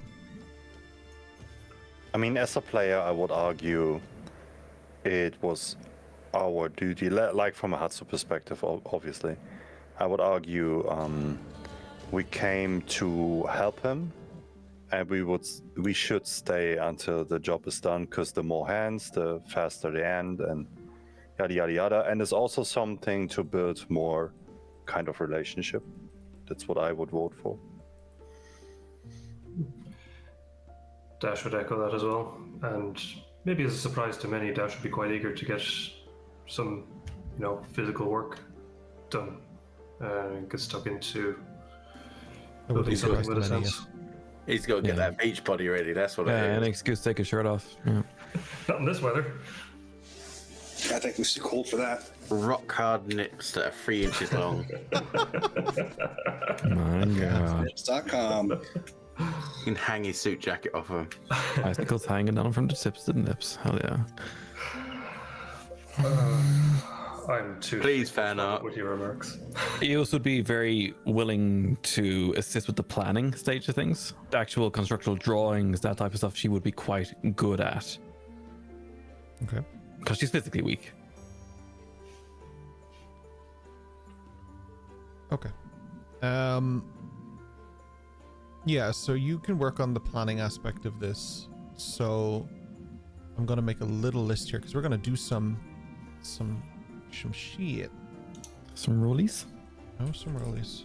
Mm. I was trying to write EOS and I wrote rolly. So we'll work on the planning. Okay. Who's working on? Snoop Dogg in the house. Who's working on the, what do you guys want to work on? How about we do it that way? I'll start with Madriana and work around. EOS, I already know what you've got, so I'll jump over you, but Madriana - Hatsu Westland. I'll go in that order. Madriana. So Madriana's plan, she's not particularly strong either. However, she's quite agile, and especially with the extra abilities she has. So essentially what she's going to be doing is, once they've got the materials together and they're trying to put it together, she wants to practice a little bit more of her magics. So she's going to go around, and as they're putting it together, she wants to try and use mending to actually fuse these materials together to make it stronger. Okay, so I'm going to put you in building using mending. I'll do that. Okay. Easy enough. Dash. Yeah, so a couple of things. Dash would kind of help with, I suppose, the organizing of the people. Direct people, you go here, you go there, you do this, you do that. That's the heavy labor you were into. It was organization. No, more than that. It help with the organization, just making sure everyone is clear on where to go, but also with the kind of the joinery side of things. So, if there's little joints, he's kind of cutting out the dovetails and making sure that the cuts are precise and accurate. He's quite making sure that the detail is good, that all the seams are closed, and that the nails aren't poking out, and also bits of lifting and moving and stuff. But it's the actual kind of creation and how things are fitting together and interlocked that he is particularly keen to ensure is perfect. Keen, is he? Yeah, perfect. No worries. I'll get Hatsu. What are you doing, pal? Okay, Hatsu he's not the strongest either, he's also more agile. He tries to get a balance between strength and agility so he doesn't get too slow. But he's also tempered to work on his muscle stuff. So what he's gonna do, he's also gonna do lifting in conjunction with Ayame. They would do it together. And on the spots where stuff would get too heavy, from his knowledge of keeping up the village, and in case there is some bad things happening, like earthquake, whatever, they had to rebuild stuff maybe, he would also know how his unit would also help to build up things. So he would kind of have like a immediate knowledge of how to do that, because he should know when things go wrong. He also would go out with his unit. So he does that with Ayame, and if things gets too heavy, he would also kind of know which tools to build to make it easier to lift. Like I don't know the English word, like when you put a rope over rolls to make the weight less, what's that called in English? Leverage. And Yeah, like a leverage. Yeah, we call it like bottle leverage. I don't know what the English word. It's like a literalization, but you know what I mean, right? So he would do stuff like that to help them still lift that shit. He would also, when they have off time, he would train with Ayame, their usual training routine, and he would also spend time with Adrian with the attempt to teach him how to meditate, to calm himself, to find his balance, to maintain the state where he can be Adrian, if that makes sense. luckily for all of you, Adrian is going to do the heavy lifting. So muscle isn't much of an issue here. I mean, Hatsu wants to get a little bit stronger, don't get me wrong. I want a +1 on my strength someday, but you know. Someday. What an aspiration. Westland, I assume you're the barbarian of the group. What are you doing, Paul? Oh yeah, he's old and arthritic, so he's totally gonna be doing all the lifting, and he tires easily. So as much as he would love to assist, he is old. However, his father was a master carpenter, and while he is not particularly keen on helping the day upon arrival, after a warm meal and an opportunity to trance over the evening, the next day he is suddenly proficient in carpenter's tools and architect's tools. And with each passing day, as this project goes on, proficiency in tools of varying different types as needed. It seems he has no shortage of skill in or knowledge in these things. So he serves largely as a I guess an overseer, right? As a inspector, going behind Dash to make sure that Dash's inspections were actually properly done. As we all know, he's not very good at pointing things out. Right, his job is just double checking Dash's work. Yeah. He's basically the foreman. He totally do the foreman work. But does tire easily. And so I like that too, because you kind of like, you're at the tail end of the roles here, so you double checking all the work actually really kind of adds to the narrative of that as well. That's smart. I like that. Also, I apologize to anyone who heard me just absolutely John Cena my mic there. Sorry about that. Yeah, I heard it, but they wouldn't have seen that. Nice. So double checking Dash's work / everyone else's, like double checking the authenticity of this building, giving it the stamp of Westland, saying yes, this is safe to be lived in. I've got the clipboard and the little ballpoint pen. Just to make sure that absolutely see Wes as a health and safety officer. That tracks so much. Very important. But on the side, while he is resting, he will also be carving for the decorative components. Given that home is not a home without some sense of identity. It's not just the size or shape of this place, but it's also what brings it together in this space. How does it fit within the neighboring buildings around it? What markings belong to Gorebound? that truly makes his home his home. Well, they always say you should build a big fireplace in your home because home is where the hearth is. Do you have inspiration to think? Come on, guys, come on! God damn it. I already gave you inspiration for the Clark Kent. I'm not giving you another one. Yeah, no problem. I mean, Gorbound doesn't want to destroy. It's just what he's kind of known for because that's his build, right? But yeah, you add the soft touch to the place that he sorely needs.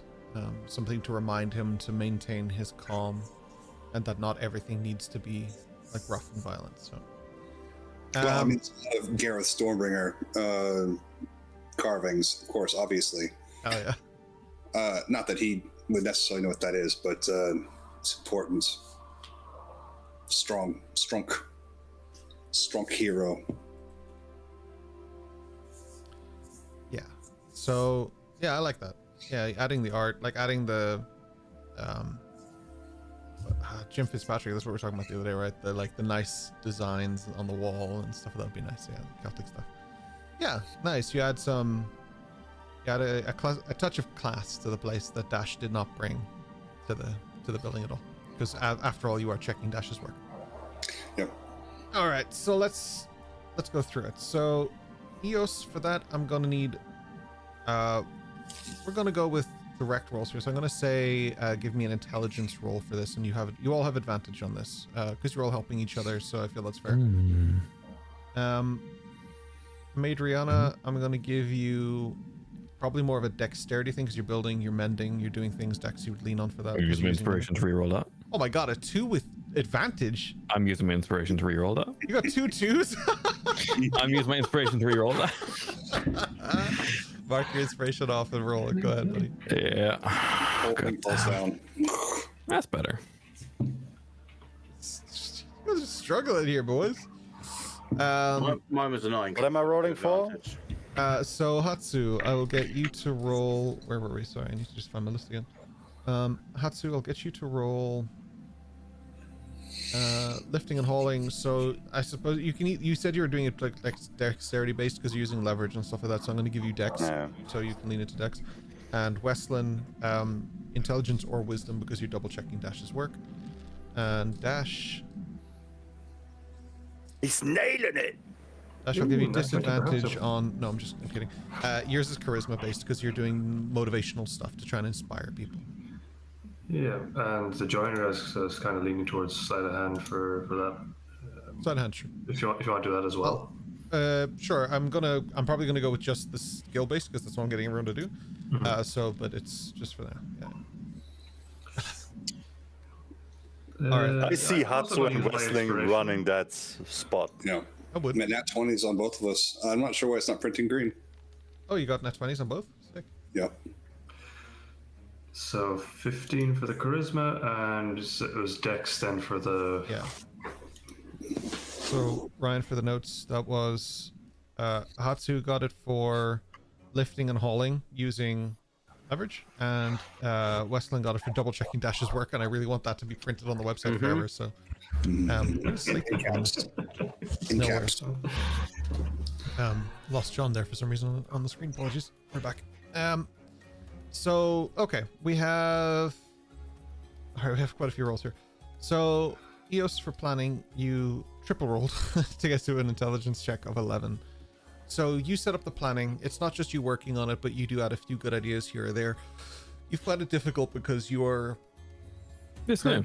Yeah, it's new, but you're also currently a little distracted because even though this is the job and the task at hand, there's stuff in the back of your mind that is undealt with, and you're pulling towards home. And because of that, you find it difficult to connect to the job. But it doesn't mean it's impossible. You still get the job done. The base levels are there. It's nothing fancy. You're not building the Taj Mahal, but it'll do, right? May add some flavor to the actual design of the building itself, if that's allowed. Of course, yeah, absolutely. So, what you used to be going for is what you normally see in a Swiss chalet. Very steep roofs with elongated sides, so snow can't stick to the roof. It has to go down, regardless. And there's going to be double wide doors, And 3 times Eos's height. She goes up to Adrian every now and then with her hands at the top of her skull. Yeah, stress that down. 3 times Eos's height. Has to be the doors. That's all. Perfect. Absolutely. So beautifully said and beautifully done. Okay. I need to remember to note that later because I like that a lot. I want to write that down. Can you actually message me a little message with that? That'd be perfect. I'll do so it. I can just add it to the thing. Yeah. Thanks. Where were we? Madriana, you were building and mending. You got a 9 total. No, it was 11, I think. Let me check. 11? Did you reroll?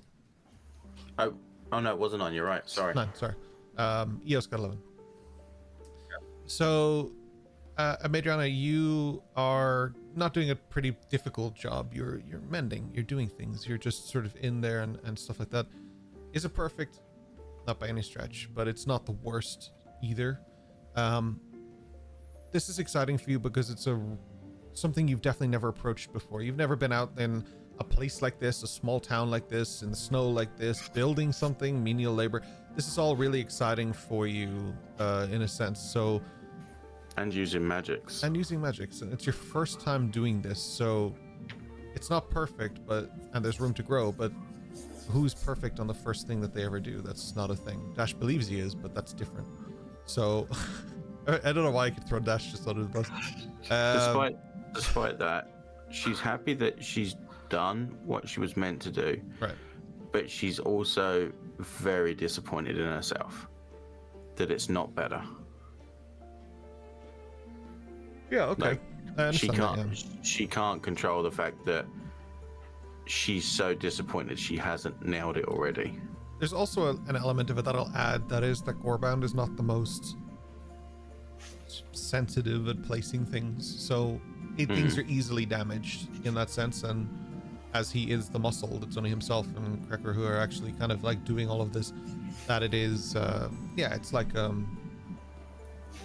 it's a lot. With that in mind, we move to, sorry, that was Madriana. Dash. So Dash is organizing people. So Dash, with that, you got a 11, 15, and 12. So 15. 15, yeah. With the 15, you're doing a little better than some. You're really kind of organizing people. Like, you're going over and you're like, Madriana, you missed a spot. She's like, I know. It's just like, it's like this kind of build up. But I mend his shoelaces together. You'll discover it tonight as he goes like to take off his shoes. So what the fuck? Lissa's just following Dash around and giving him instructions, so it's like it's still a tiered system of authority. And Dash is never at the top of that totem, but it is a totem pole. But it is. You're doing an all right job. You're doing good. Like, you're doing better than people probably would have thought you would. And in the parts that you're doing menial labor, you're doing pretty good as well, unexpectedly, which is nice. Now we get to Hatsu and to Westland, and you guys are just like, basically everything that Dash kind of did, Westland does just significantly better with a nat 20. So like every time Dash is like, you should do this, Westland's like, no, you should do this, and that works. And so Madriana and stuff like that, anyone who got kind of a lower roll there, it actually goes up a little bit because of the nat 20. So you guys would start doing significantly better towards the end of it, because the nat 20, double nat 20 brings you up, but the nat 20 in this case brings you up, and that's his job, was to go around and make sure that people are doing things right. So I can't punish him for other low rolls, so I'm bringing your rolls up. They're not nat 20s too, but they're better over the course of the last day or so. We're going to say that this whole process took, I'd say 4 days, because you need to gather the wood and the materials, bring it here. It's not easy. You don't know the area. There's a lot of that. You do have help from the locals and stuff like that, and I'll discuss that in a little while, some of the locals that you've met over the last few days, but this is the process. So I'm going to say 4 days. I'll say busy. Hatsu, you and Ayami are on fire. Like, you guys are just tactical precision, like so much so that you're having fun with it. Some of the placements are like, you need to get a board up high and you just throw it up, and then she throws a board too, and they just hit together perfectly into the wall, and like, it's perfect. The shelving is perfect. They're like, the accoutrement of the house is perfect. You are putting all of this little flourish and designs on everything. It looks incredible. Like what was subtly done, or what could have been subtly done, or just like phoned in because it's just little bits and pieces around the place, becomes suddenly this whole thing come to life. Like Eos had all these good ideas of what she would like to do. You and Naomi bring that to life, and that is a really cool thing. And you guys are just both pinpoint accurate on fire with it. It's an incredible thing to see, so much so that all the rest of you would notice how precise and incredible that is, and how tight their teamwork is. Like it's really, really pinpoint. Your meals and everything are comped in either tavern throughout the time that you're here. There's no need for you guys to pay. And in a few moments, those of you who have played D&D with me before will know that I usually have what is called a roll table. And in the roll table is lists of different foods and drinks and beverages and all sorts of stuff. And usually it's based on the local economy and climates and stuff like that. And that's all set up in game. Now on stream, you won't necessarily see these roll tables, but you will see them pop up in chat as the characters consume their foods and stuff like that, and you will see what they're eating and what they've chosen for themselves. In this case, because it's Foundry, this is more or less why I'm explaining it, it will charge you. If it charges you, I want you guys to give yourselves the money back, because your meals are comped while you're doing all of this. The mayor has already done that. She is covering the costs of all of that, and that's your reward, so to speak, of this. Alongside some experience for you guys, which I will be keeping in the back of my mind. This was a very big opportunity for you guys. You came out, you did a lot of work, you did a lot of new stuff, and I understand that this is a lot of experience for you. It doesn't quite take you to level 3, but I'm still tracking it, and you guys don't have to worry. The disappointment of Rory's face. But you stand back together as a group, and you look up at this building that you've made. The door is bigger than any door you've probably ever seen, except for maybe at Maleficum's. Like, this is a huge door, but it's perfect for Gorban. The chairs are huge, the tables are huge. It looks like Jack and the Beanstalk almost, like when he approaches the house and he's looking up and like everything's massive. Like, just not on that scale. But it is something that you can all be proud of in your own ways or as a group. And it's also the first, I guess, major accomplishment as a group as well. Like, you guys have had minor wins separately as different parts of a group, factions of your group, but as a unit, this is a pretty momentous first big win for you guys. You did this without combat. You managed to save somebody. You didn't have to. You really did a lot to make sure that the most unexpected result happens, and as a DM, I'm proud of you players, because that is not easy, and that was dope. And I'll keep that in mind, so congratulations, boys. That was awesome. Well done, everyone. The real question, though, is there any card games in the taverns at night? Not necessarily card games at the taverns, but there's no reason that a Madriana can't run card games at the taverns and try and make a little bit of mint on the side. Let's go. Hell yeah. Hashtag rogue life. So, Madriana, you play cards? Do you fancy a game, do you, Dash? Dash just pulls out a playing card set from his pocket. Perhaps. Finally. Something interesting about you. Let's go. okay. That's what she thinks is interesting about me. She hasn't been paying attention. With the tavern in my campaigns comes tavern music. Do it. Oh, yeah. As you walk in and sit down at the tavern for the 4th night in a row, you're greeted by a band playing music and enjoying the ever-living shit out of it. So I have to know which tavern you're going to, because there are 2. So as a group, I would like you to decide, are you going to the Frozen Wave or the Gruesome Whale? Frozen Wave sounds great. Frozen waves. Well, Like a vibe. Hatsu would decide that based on what they can make out of his Powerball recipe.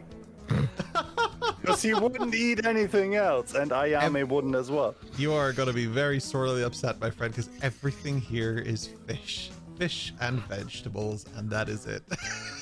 There's no other choice here. I'm so sorry. I need oat. I need oat. There's nothing without oat and nuts. I mean, oat and nuts you can have. The chicken would be the problem, but oats, nuts you can have. Nope. So as you Somehow chicken has a roast chicken, doesn't it? Oh yeah, I was about to say it. As you walk in, and the tavern is like kind of crowded. Like they're kind of busy. Sorry. So as a group, you guys are going to the Frozen Wave, not the Gruesome Whale. I mean, look, just in terms of, I don't like to judge a pub by its cover, but in terms of marketing, Frozen Wave just has it nailed. So I'm going to go to the Frozen Wave with them, but when they all go to bed, I'm going to the Gruesome Whale. Okay. One place for dinner, one place for drinks. One place for... One's a family-run place, and one's the afterlife. Perfect. Yeah. All right. I like that. One's a family-run place, one's the afterlife. Okay. So you're going into the Frozen Wave. The first thing that happens when you guys are there on the final night is that Hatsu, Krekor, comes up to you and he says, "Do you know where the town of Yongvale is?" Town of what? Yongvale. He spells it out for you. It's Yongvale. Jongvale. J-O? Sorry, NG?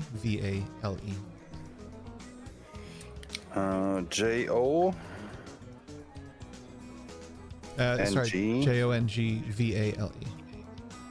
Yeah, Young Whale. Okay. No, as far as I can remember, I've not heard of it. There's a town on this island of herbs known as Yongvale, and in there is there's a shelkin. For those who wonder what a shelkin is, it's effectively a turtle.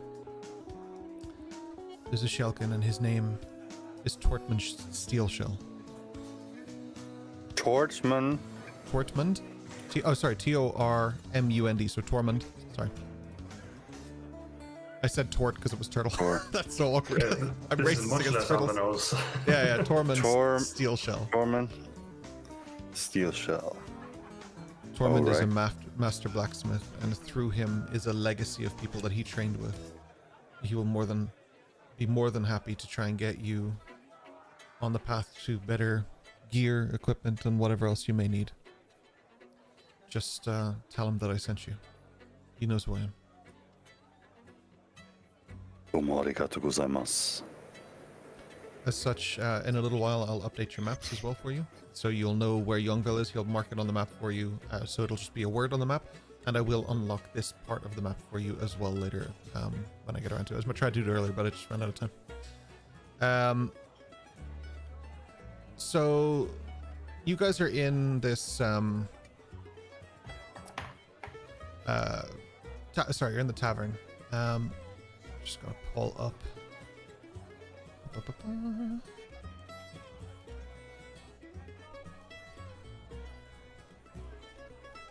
Perfect. So you take a seat. I'm going to open up a menu for you guys so you guys can just go to town on.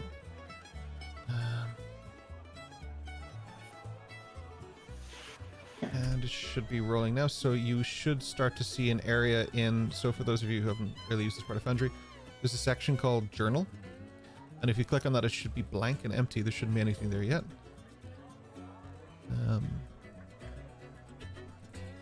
The excitement is overwhelming. And what I'll do is I'll roll. And so the Frozen Wave should open for you. And in there should be plenty of different foods and drinks and everything as well. Oh my. And as you're eating and stuff like that, I will make sure to update the... Oh my god, why am I hungry now? This is a problem. Does it make you hungry? It's real good, right? It's real good. While you guys are doing that, I'm going to make sure that we have everything ready. Sorry, I'll what was open that up again? chat. So it's in the tab on the top. It's the one that looks like an open book, and it shows you all the stores. I'm looking at my freaking character sheet like an idiot. Okay. Oh. There you go. So as you guys eat and stuff, let me know, and I will roll it into chat and make sure you guys give yourselves the money back. I can see what you're doing on the thing anyway. So, Dash, you can mark off a little bit as well.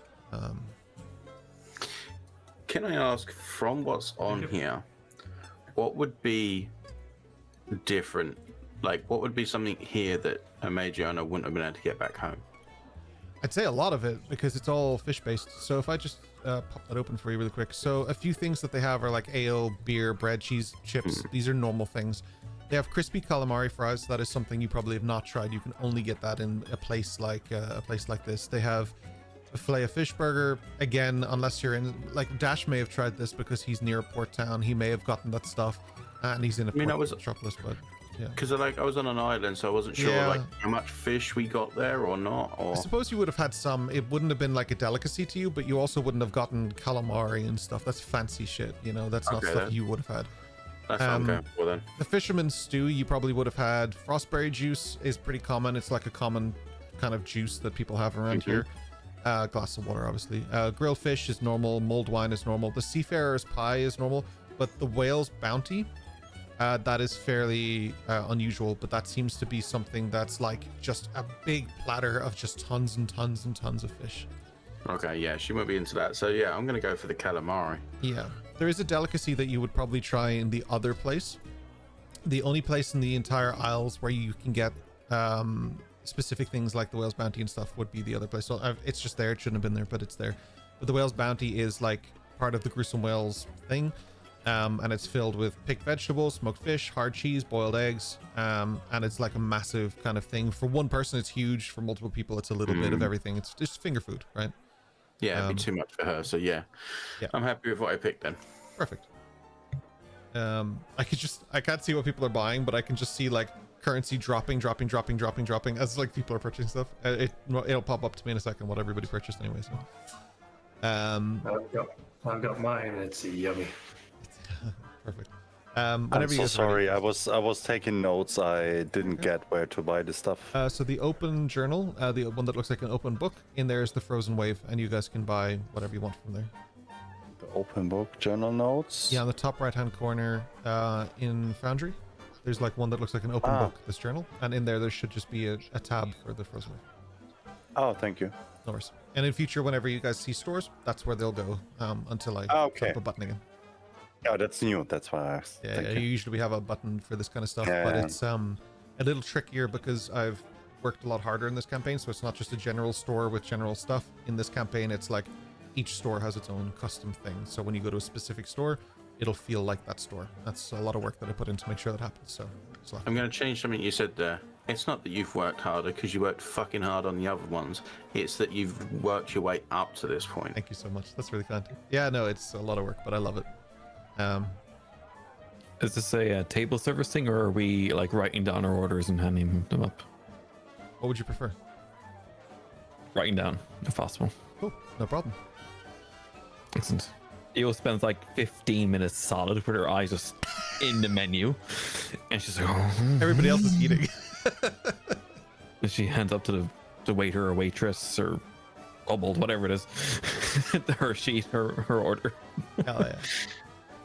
So you also going to make sure that Slate orders a good bit of food, because I know that I've noticed that he hasn't been eating properly he doesn't trust the food in Maleficums. Yeah, no, he's for sure just absolutely going ham on everything. He's good. He doesn't need any assistance. Like, he's a little bit of everything off the menu and he's just stuffing his face. Good. Respectfully to Richard's character, I'm just taking a few liberties here, but I assume that would be that'd be okay with him. Yeah. You guys are free to consume your food. Pop up in chat. I want people to know what's happening. Hatsu just downing the glass of water. It's ice cold glass of water. But he would drop a smoke bomb. Then he would. Oh man. Then he would hide. Then he would hide. He would drink the glass. Nobody would see anything. Okay, all right. I'll say that. You can mark off a smoke bomb, but I'll allow that. Yeah.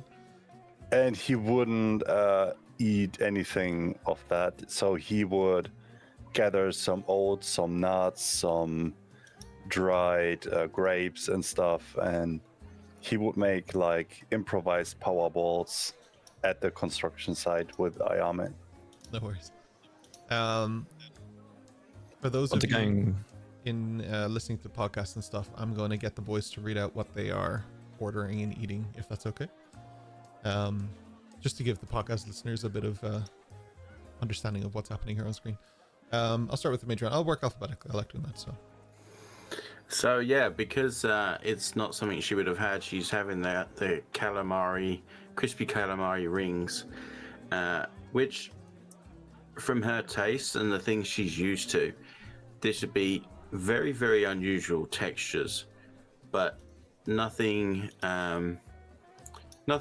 Like she's enjoying savoring and trying something new. Might not be something she'd order too many times, but it's definitely a new experience for her. But what she is doing is necking back the beers a little bit, because although she's slight of frame, she can definitely handle a drink. It's for the beers, if you're targeting yourself, it's like a roll that happens automatically, but if you're not, for the alcohol, obviously it is a constitution saving throw, just to know how. It's not like a will you throw up or anything, like unless you go crazy, but it is generally something I do just to see how inebriated you get. So if you want to make a con saving throw for me there as well.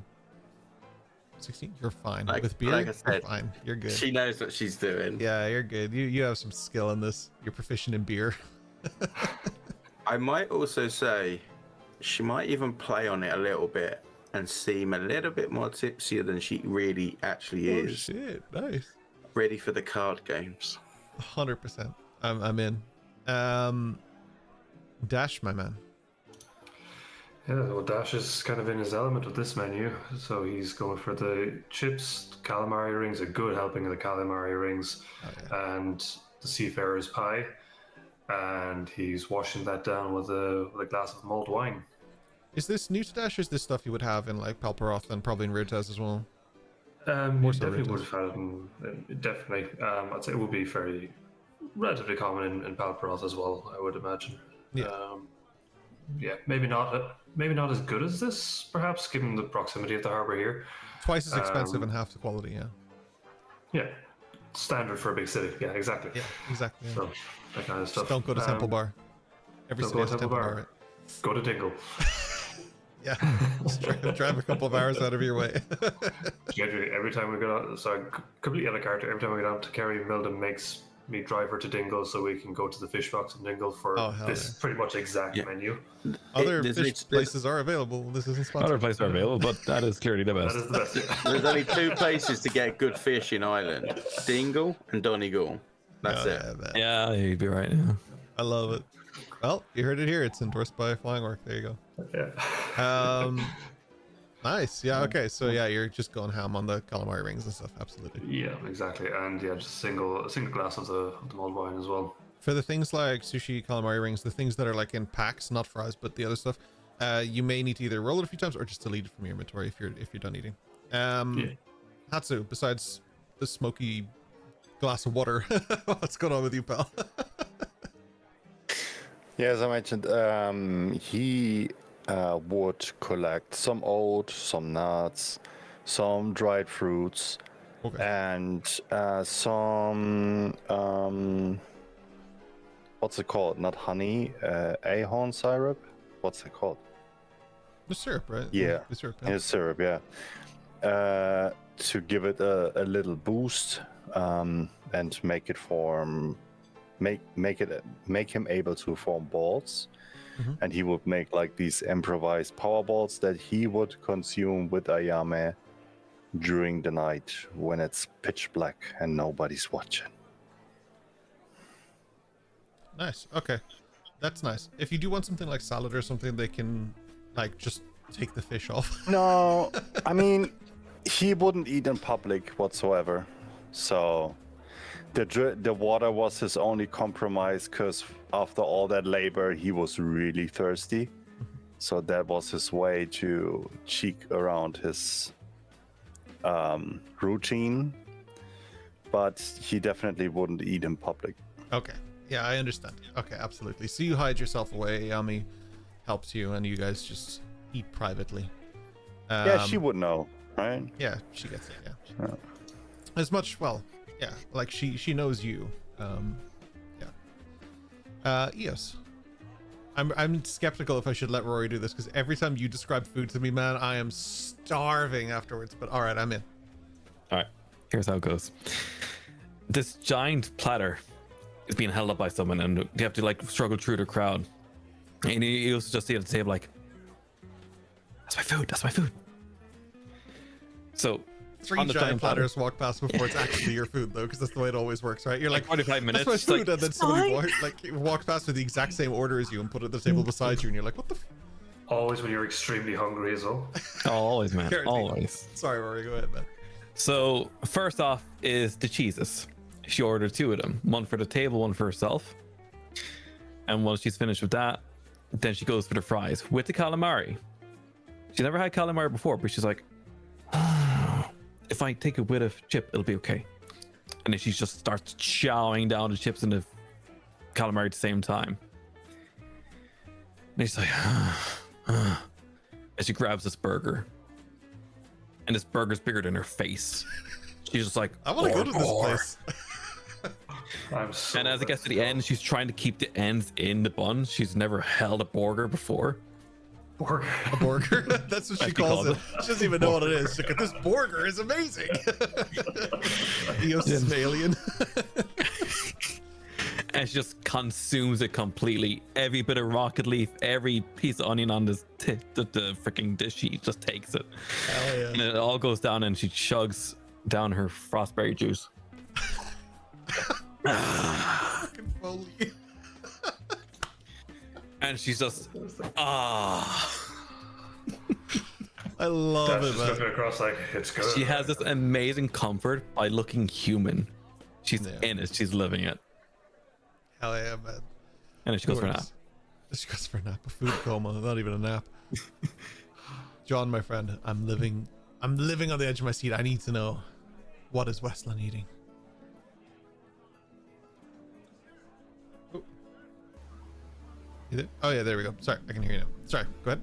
I was wondering when I was going to get unmuted. I was like, well, I'll just move my mouth here for a little bit. Sorry, man. See what happens. I mean, Wes, I don't think I've ever been to a tavern before. This is a very strange concept to him. And his appetite is fairly small. His need for calories has diminished. So he just points, I think bread and fish is what comes out. Beer, obviously, which he takes to Gorebound. Oh, nice. Okay, so Westland heads out with like a heap of bread of fish and stuff like that. And in doing so, you head up towards Gorbound's new home, and you're giving food to Gorbound, or are you just eating in front of him? No, I mean, like, I understand the tavern is maybe too small for him, and I'm not sure if he's been entirely seen fully by the community here. But this dinner is, a celebration, and he should participate, even if it is, indirectly. Nice. Okay. Perfect. Yeah. I mean, yeah. You go up to Gorbound, and like obviously, the music sort of stops, and the crowd fades, and music suddenly abruptly stops. And the crowd fades, and you walk through the snow, and there's no blizzard. There's no anything. It's just a nice, peaceful night. And as you walk up and you go into Gorbound, like you knocking on the door is like a 5 foot underneath where the door handle is. Like you have to knock. You don't have a choice. You can't just open this door. Gorbound lets you in, and it's a very peaceful opening of the door. There's no anger, frustration. There's nothing but the fire sort of crickling in the background, and like just like a quiet experience. I will, if he allows, have a quiet meal with Gorbound, where it's a bit more still and quiet. Yeah, absolutely. The fire crackles away, and it's a nice warm thing. Gorbound doesn't talk super much, but Westland doesn't talk super much either. So it's just a nice. It's like the two locals at the pub who know each other through just being at the pub together, and like they don't super talk, but they're kind of at the same table, enjoying the same food and having the same experience, and nothing more than that needs to happen. It's a nice somber, peaceful experience. Yeah. Is there anything you would like to see happen here for Westland, or? Just a measurement question. How far is Gorbound's house from where we are sleeping? I would say it's a good 5 minutes or so. Like, it's not super visible. It's not something that's right there, but it's something that you can see because it's pretty big. But it's, yeah, like a good 5 minutes away, just to give them some space, or give him some space. I will probably do some muling of food and drink. He's a large creature, so should he desire more, I can go get more.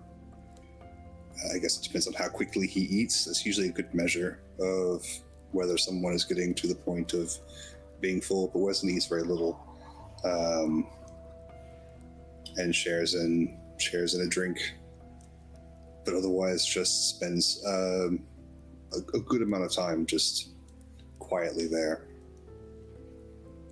Yeah. Just kind of getting a read of Gorbound, getting a sense for how much the monster is settling.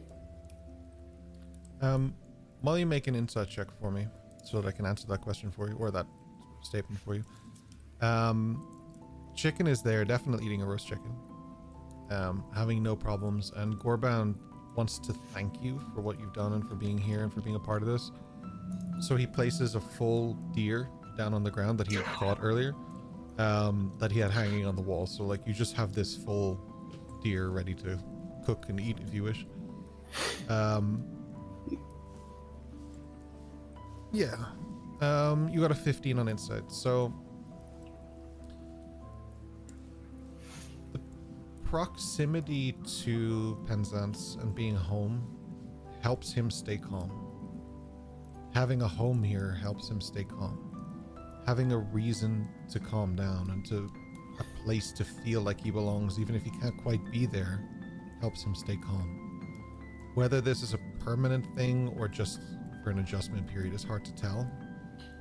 But with 15, you can tell that this is definitely a different side to Gorbound. This is Adrian. This isn't the monster. This is the human. I'm not really sure what to do with this deer, Adrian. But thank you. I will bring it back so that the community can enjoy this as a gift from you. It is a gift.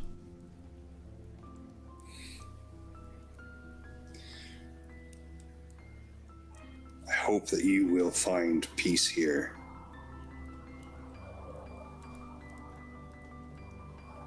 If you find yourself in a situation where this is not where you are meant to be,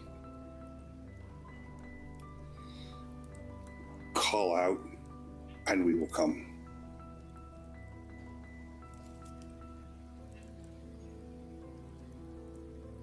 You are not alone. And I'll drag the deer back to the tavern slowly, because it's far. And it's a carcass. Yeah. As you start dragging it out,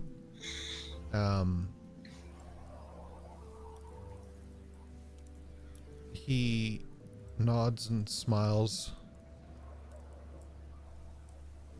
This is a good memory.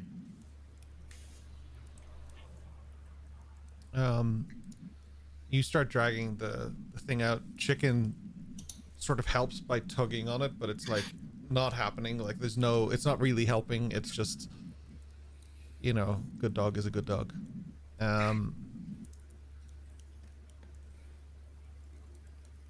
You're about halfway back to the tavern.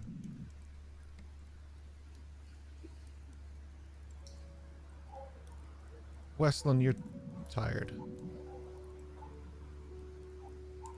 More tired than you remember being in a long time.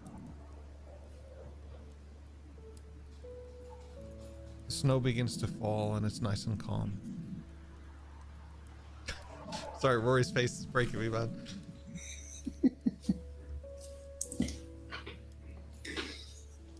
It's not the final page of the final chapter, but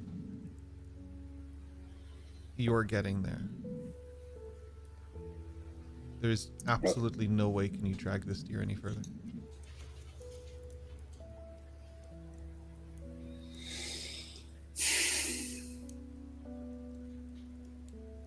I'll sit with it, I guess, for a little bit. Frustrated that I cannot complete this task without assistance. And I don't want to ask for the help.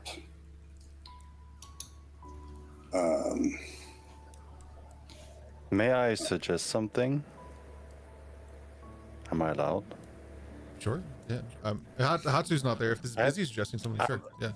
I would argue, because I said that Hatsu and Ayame would make their powerballs at the construction site. Oh, you did say that. Not with Adrian, but they were around. So Okay. I would say because of the perception of Ayame and Hatsu, they might have recognized him. Okay, I wouldn't have allowed that, but you're absolutely right. You did actually pre-position this, so I would allow that, yeah. Yeah. So I would say that Hatsu and Ayame would be on their way back when they would see the tracks Sure. of Of the Westland big and dragon deer. would kind of see him struggling. Before you And guys without- approach, John, was there anything else that you wanted to say there before? Yeah, real quick. In this moment, with somber recognition of the moment, are there woods nearby? For sure.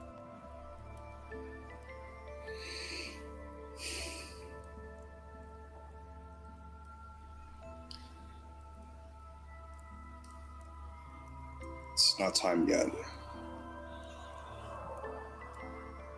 But I am keeping track of my strength. And I will need enough to make it into the woods when that time comes.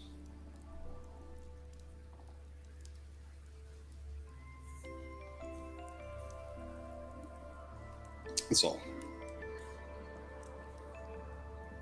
With that, as you sort of say that, you almost want to stand up and go. There's like this kind of you're like teetering on the edge of that, and at that point, then I would say Hatsu and Ayame can join.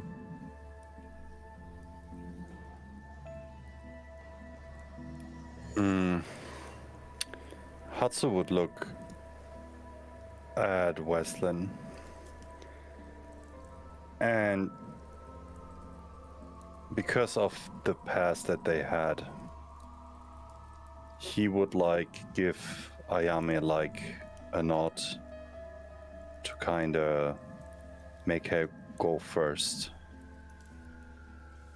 And Hatsu would, without a word, just stand on his left side and drags the deer with him, recognizing that he wouldn't go any further with it by himself.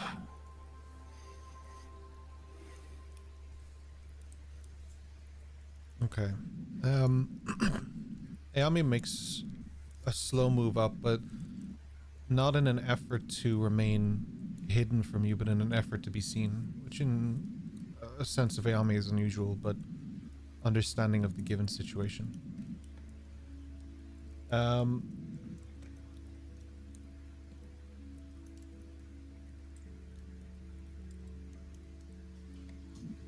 Westland, are you okay? Just resting. We have a gift from Adrian.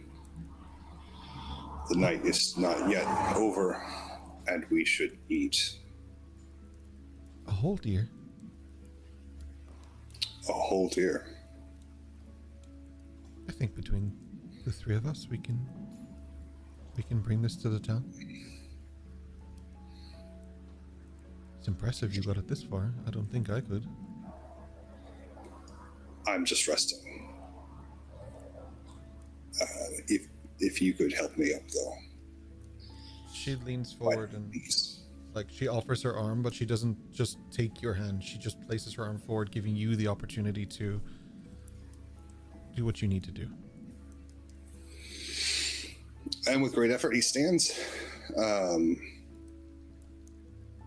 And we'll use her as a support to get back.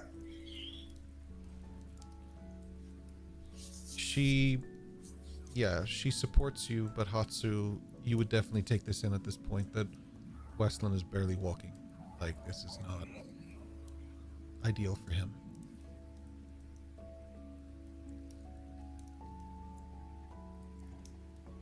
Well, if you need further assistance, I'm happy to support you.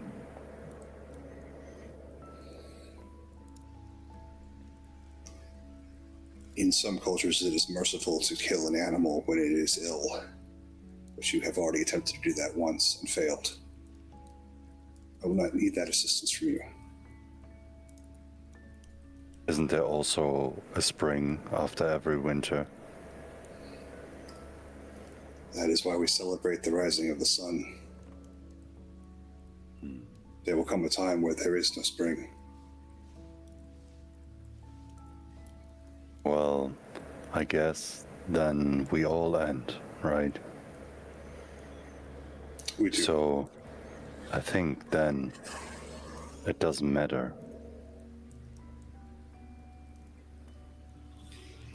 What I'm offering is not that you forgive me. I just want you to understand that I have no harm in mind for you. I just want you to have peace with yourself.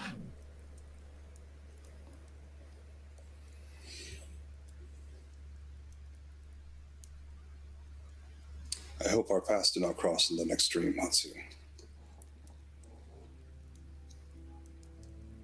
I hope our future selves will cross in the next dream.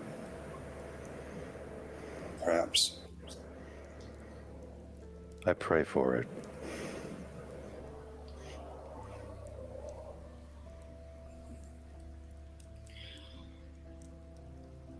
And he will continue to try and shuffle forward. He is slow and he is tired and it is cold. And he has exerted himself on that stupid deer, which was a very stupid idea. But he says nothing else. Westland, as you make your way back slowly, a cough begins to develop. Your muscles become weak. Your joints just hurt. You're getting back. But it's difficult. Like, it shouldn't be this difficult. Like, every other season hasn't hurt this much. This is just a very tough season for you. And it doesn't make sense. This is not how it normally ends.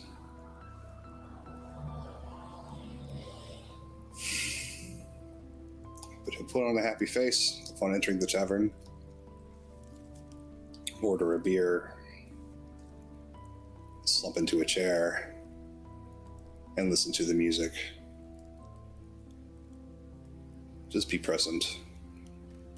People are cheering and laughing and having fun. All ages, you see, young, old, it doesn't matter. The merriment continues. People are having a great time. The smell of fish is absolutely overwhelming. Eos is nearly in a coma in her chair, leaning back. Like, if she had a belt, it would be like 2 notches bigger from just the devouring of her feast. Madriana's shuffling a deck of cards, and Dash looks like he's about to try and win some money, and Madriana knows she's about to win some money. There's a sense of revelry, of camaraderie, of friendship.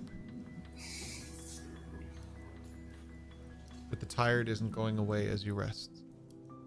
The pain isn't moving as you rest. It's just a constant. This is all a constant. You're constantly tired. You're constantly hurting. There's not too many moons left for Westland. And I'm gonna say I'm gonna take control of a character for a moment. I do apologize if this is too much. But Eos, I will say that you become more alert as Westland comes in because he's been on your mind recently. And this is something that you have made clear to me through previous sessions. And clear to the group. I would say that you see this in him.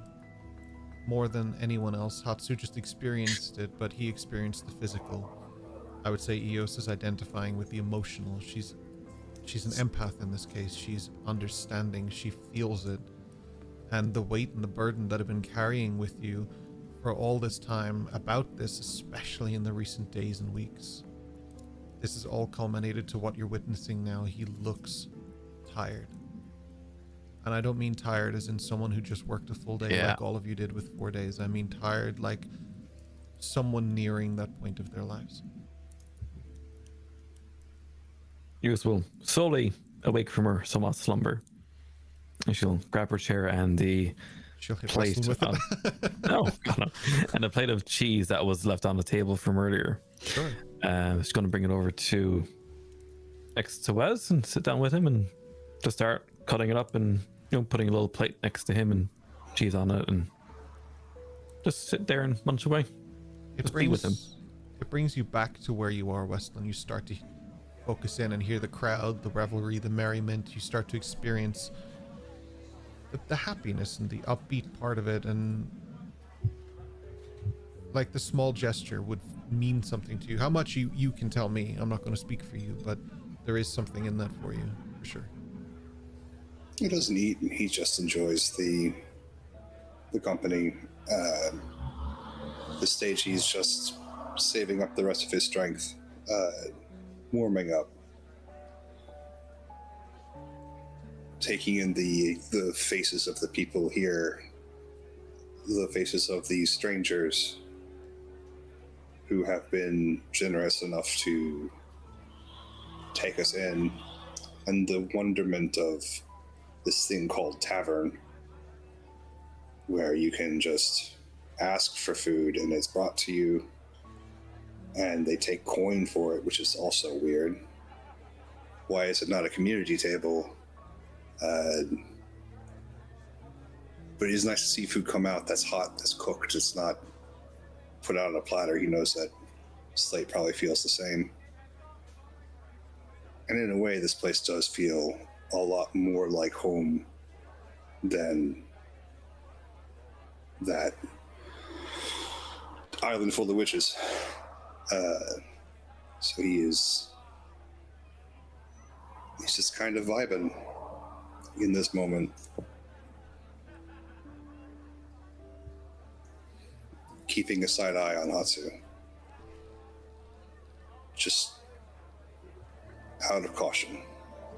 What is Hatsu doing with this? Because I'm sure Hatsu picks up on some level. He picks up on that, right? So. Well,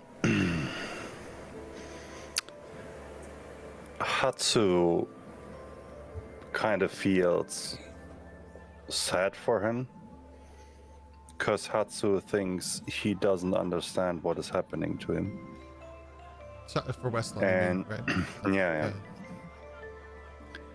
But on the other hand, he don't want to go to support him in a way that he would by religion, by spirit, by meditation, these sorts of things that you would normally offer people to find peace, because he feels that it wouldn't bring him peace to be too close to him. So he keeps kind of his distance, but keeps an eye on him.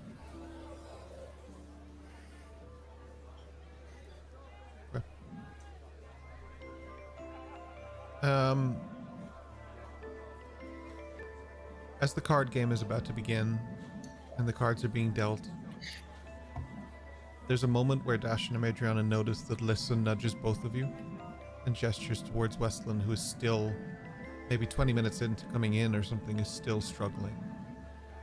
It's not a secret. It's not something you guys didn't know about, but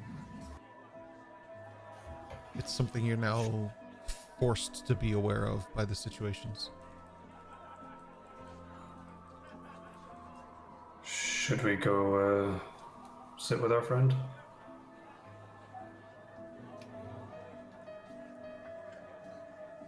I give Weston a look.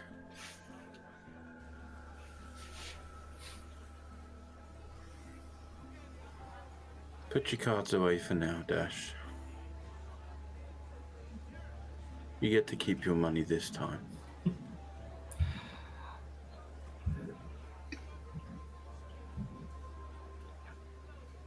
I'm not going to go over to Westland now. I'm going to sit there, raise a glass to him, say he sees, give him a nod, and stay where I am. He nods back, raises his glass. I'll bring him a beer. Slate's gonna sit beside him. I know Slate would want to do that for sure. Like, I'll bring 2 beers. Slate takes both.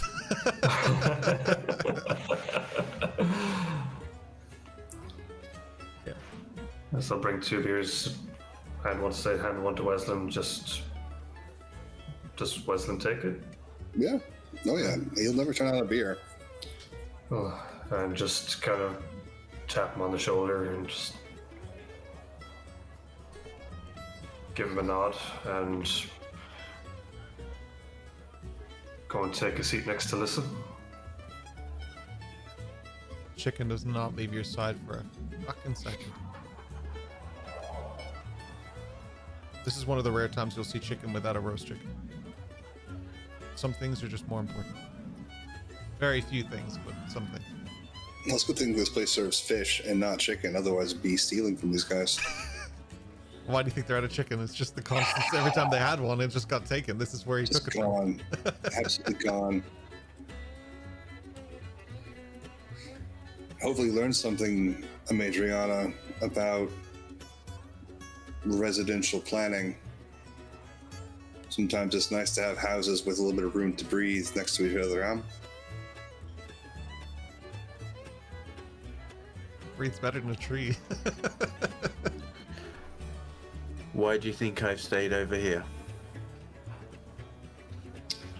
Wow. You're not in a tree right now, are you?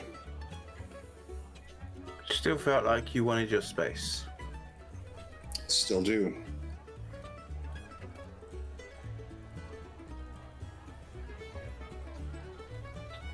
About.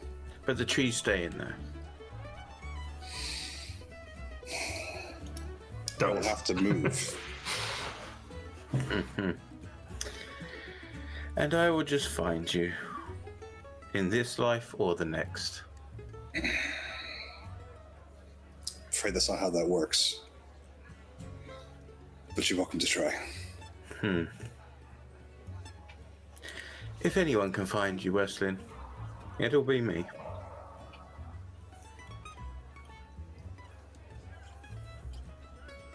Fair enough.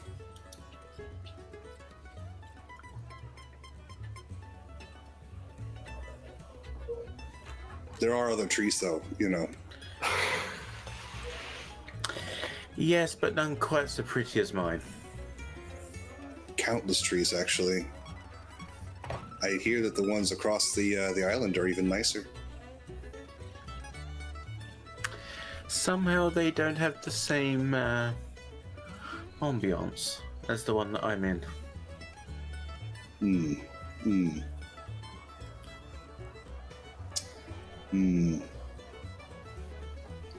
Just bury his face into the beer.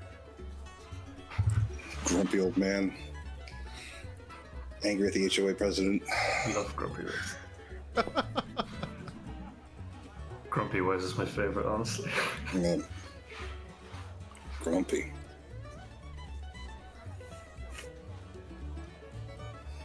Well, aren't you going to play cards and make your bets and let me win some money on YouTube? Care for a game, Westland? Before we...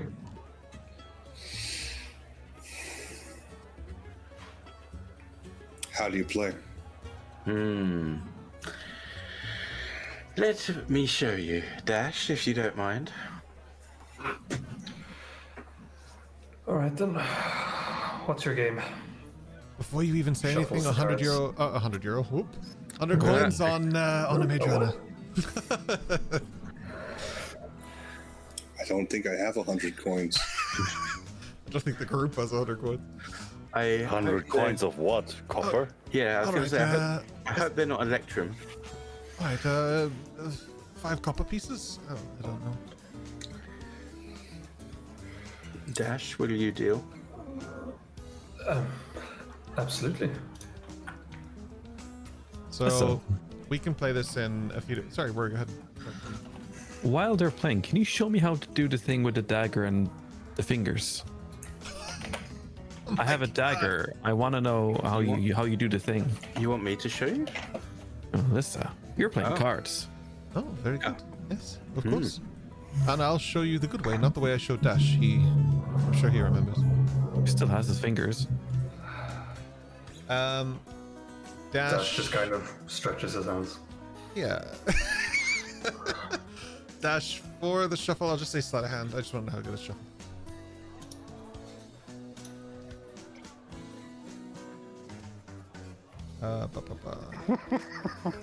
It's, with the 10, That's a number. it's like it's shuffled, I guess. You like drop them on the table a little bit, and like you pick them back up and you just put them together. Dash, would you like me to play with one arm behind my back?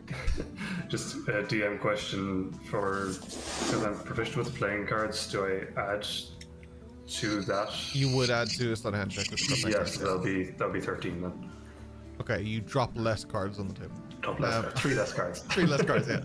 No. Yeah, you don't drop them, but it's not like the cleanest, slickest super magician shuffle ever, but it's a good shuffle. It's fine. 13's better. So, like, you almost drop it and you save it without anyone noticing. Yeah, like, that's probably where we're at with that. You just sort of deal.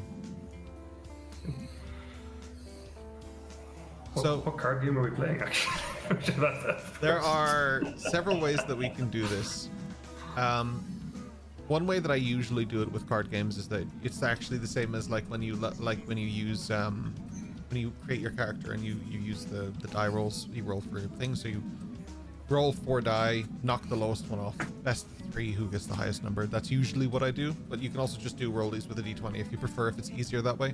I like the cards with depending on the cards are like die, so I like the 4 die. It just makes sense to me. Yeah, I like the 4d6. So 4d6 makes it a bit better. What I want you guys to do, if you've ever played games with me before, this might be your first time, so I'm just going to explain it for chat and for first-time listeners for this kind of stuff. When you're playing card games with me and you're playing games and stuff, I make them both roll private, and then I narratively explain what happened, and I will reveal their rolls after that fact. So they won't know what they'll know what they rolled, but they won't know what the other person has rolled, and chat or anyone won't know what happened. So don't worry about it that you don't see it yet. It will pop up, and for those of you in the podcast, I will tell the rolls after the narrative. So both of you can roll 4d6 for me there. So private GM roll, right? Private GM roll 4d6, yeah. And drop the lowest. Yeah. I'll do that for you, yeah. Now, I will say, if she feels in any way that she might have a bad hand, she's absolutely trying to change it. Okay. Okay.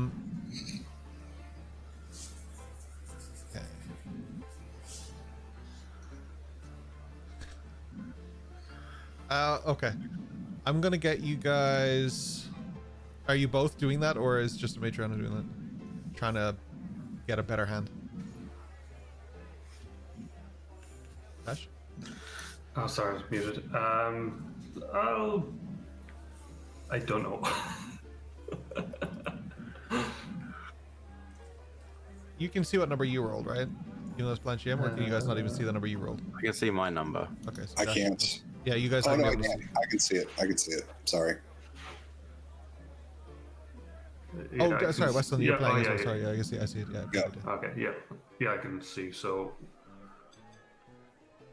Okay. we drop the lowest one. You drop the lowest one, and then the tally is what you have. So just take the total number and drop the lowest one. That's what you have. So Okay, gotcha. for each of you, for the three of you who are playing, so Adriana, Dash, and Westlin, you're welcome to look at your number. You can't see anyone else's number anyway. And just for the sake of chat, I will pull it up on the screen so they can see what you guys can see, which is just nothing. With how do I want to put this? Those of you who are that way inclined, I would say that you can try your hand at getting a better roll, but you would be playing against tough odds with so many people sitting around you. It would need to be a good roll. But I would say that a fail is just a fail, not that you get caught failing, to make it a bit better. Does that make sense? Yeah. So like, I'm not trying to get anyone caught cheating or something like that. If that's something you guys want to do, that's your own active perception checks. I'm not going to deal with passives here. I'm just going to set a flat DC in my head because there's a couple of you playing. And then I would say, either you succeed or you don't. I don't suspect anyone of cheating. I know that Dash is a thief. Thieves take things; they don't cheat. And Matriana, I don't think would cheat. So surely this is a clean game. Definitely. Mhm. Okay. For this, it would just be pure sleight of hand. If it's contested, it is then perception versus deception. If you're lying. How do we roll sleight of hand as DM? Roll. You just do like what you just roll, and when you roll, it just gets added. Like I can see it. If you're still set to it in the chat where it says blind GM roll, when you roll it, it just rolls to me anyway, no matter if you roll it from your sheet or not. Does that make sense? Oh, gotcha. Okay, so if I do that then. I'll say both of you give me an extra d6, and if you succeeded, I'll add it, and if not, I won't.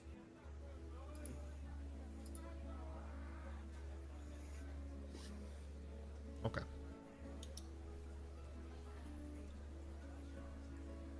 Okay. So you all have your cards, and you play it to fruition. You're just throwing the cards out. You all have them. And Adriana, I'm guessing in your sleeve would be a card tucked away that you just slip out, slip one back in your sleeve. Dash, I don't even know. Dash, tell me how your card is hidden. I wouldn't even know with Dash. His shoe, and he reaches that. Excuse me for a second. No, Dash would potentially have probably a very old magician's trick where there's actually two cards layered perfectly over each other. Yeah. And just. And Westlin, you're honest Timmy, so you're good. Playing straight up. You're just playing straight up. So, each of you, as you put down your cards, Amadriana and Dash. I'm gonna reveal this first. So Amadriana and Dash, you rolled the exact same number, and your lowest number was exactly the same, so you got the same number. So you then rolled an extra die for me. Amadriana, you got a 3, and Dash got a 6. So Amadriana, you're out. Dash, your 6 puts you in an absolute fucking tie with Westlin, who rolled a 19. And so, like, when he rolled a 19, his lowest number takes him down to a 16, putting you and the two of you at a 16. Dash at a cheated 16 and Westlin at a fair 16. And Amadriana got a 13 in total. So what I would say is that maybe Dash and Westlin just roll a d6 each, just to see who wins technically, because I don't want to tie, I want to win, right? Yeah. That fair? Both of you? Absolutely. Oh, I like your odds. Oh, I like your odds. Dash. So Dash, you rolled a 2. Westland rolled a fucking 6. Honest Timmy wins. Fuck's sake. So Honestly, it's the best policy. Majorana and Dash sit there with their little strategies, cheating and stuff like that. They look over at Westland, who is just dominating this board with, what was it, like a, you got a 19, then down to a 16, and then a 6, so you're at 22. Do I notice any hinky shit from him? From Westland? Yeah. You can make a check. Westland, if you do a blind GM roll on the chat there. So also want to... Okay, you can either have advantage on this check, one of you, or both of you can make an individual check. What am I rolling? Individual. So if you do a blind GM roll, I want you to just roll either, depending on, you don't have to say it out loud because this won't be displayed, but depending on if you were honest or not, either a deception check or persuasion check. I just want to know. I got a nat 20, by the way. I was being, And I got 7. that's being honest. So persuasion then. Yeah, you don't need to say it if you don't want to, but you can, absolutely. I mean, it's funnier to me when they don't know. Oh man. Okay, I think they know. So I'm gonna say that Westland got a 1 on his persuasion. Nat 1. Oh, right, okay. And Majorana got a nat 20 to see it, and Dash got a 17.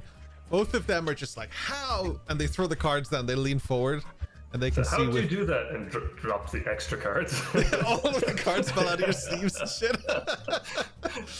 And you look like, down. Myself in the midrange, like Spider-Man being like, you were cheating. You were cheating. I like that a lot more. I'm gonna make that canon. That's awesome. And take inspiration for that. That's pretty funny. Westland is being completely sincere and honest. He did not cheat or mess with anything. He just won. he barely even understands what this game is. Okay, 5 gold on the next round. We didn't bet on that one because it was a warm-up. 5 gold on this next one. Okay. Okay. Does Westland have 5 gold? I don't even know. He does, yeah. Oh, hell yeah. I mean, money's kind of insignificant to him, but yeah, sure. Like, when whatever. people start hearing that 5 gold pieces are on this game, they are gathering around. There are people all around you who are here to celebrate that. As they all crowd around, people are starting to just throw money down left and right and trying to figure things out and make bets, and Alyssa's just taking it all in. She's like, yes, I'll take your bet for you, don't worry, I'll absolutely take care of you, gold, don't worry. I'm just throwing Alyssa a knowing look. She's intentionally not looking at your eye line. She's just jotting down names and numbers, and she's like, oh yes, let's not worry about the fact that the house always wins.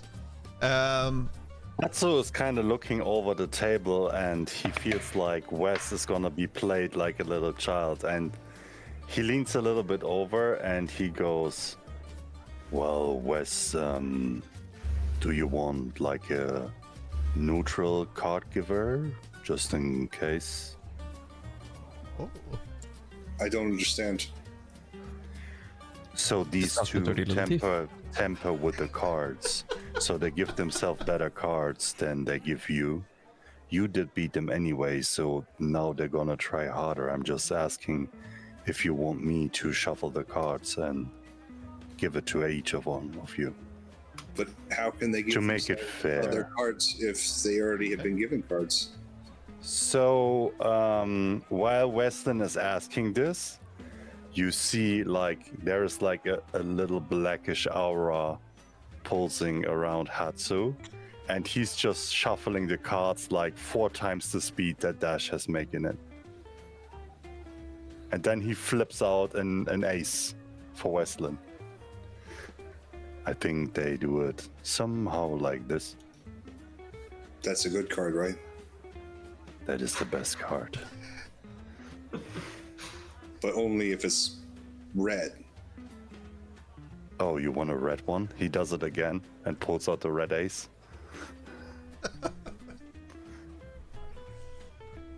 Is that a spell? No. That's just a witch. Well, I mean, Atsu is kind of doing some sort of weird inky thing, which is something that Weson's kind of familiar with to a degree. So he's less watching the cards; he's more watching the the overlay, the outline of Hatsu. Sure. Yeah. Trying to determine if it's coming out of his hands or his fingers, or if it's an actual overlay.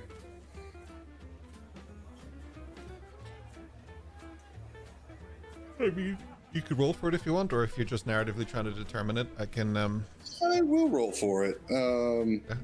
Perception or investigation, I suppose. Probably perception to try and see if you can perceive what he's doing.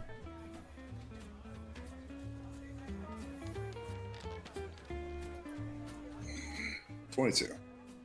Oh my god! You can switch off blind GM rolls if. Oh, actually, just keep them on if you're playing the next game. Actually, never mind. 22. You are. Yeah, you're just watching really good handwork. That's all this is. There's nothing spectacularly amazing about it, but he's very hyper focused and he's paying a lot of attention, so could still be a spell, but probably good handwork. But the blackness, the overlay, is it involved? Sorry, I see what you mean.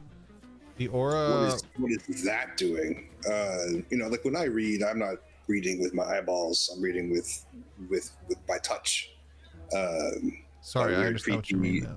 Yeah. Creepy eldritch touch. What is this thing that he is doing? Is it assisting? Could be creepy Is it eldritch. coming out of his body? Like what is that? With a 22, without the experience to know, it's hard to say. Like, it could be something similar to you, but it's not the same as what you have. Like, you know what you are experiencing and going through.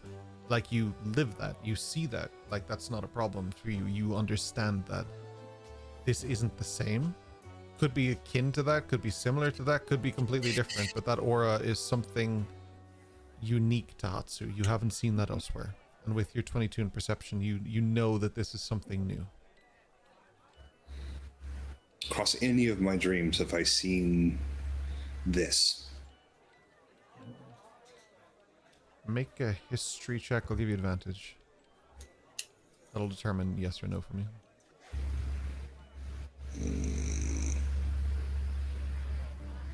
And roll. 11. 11? No.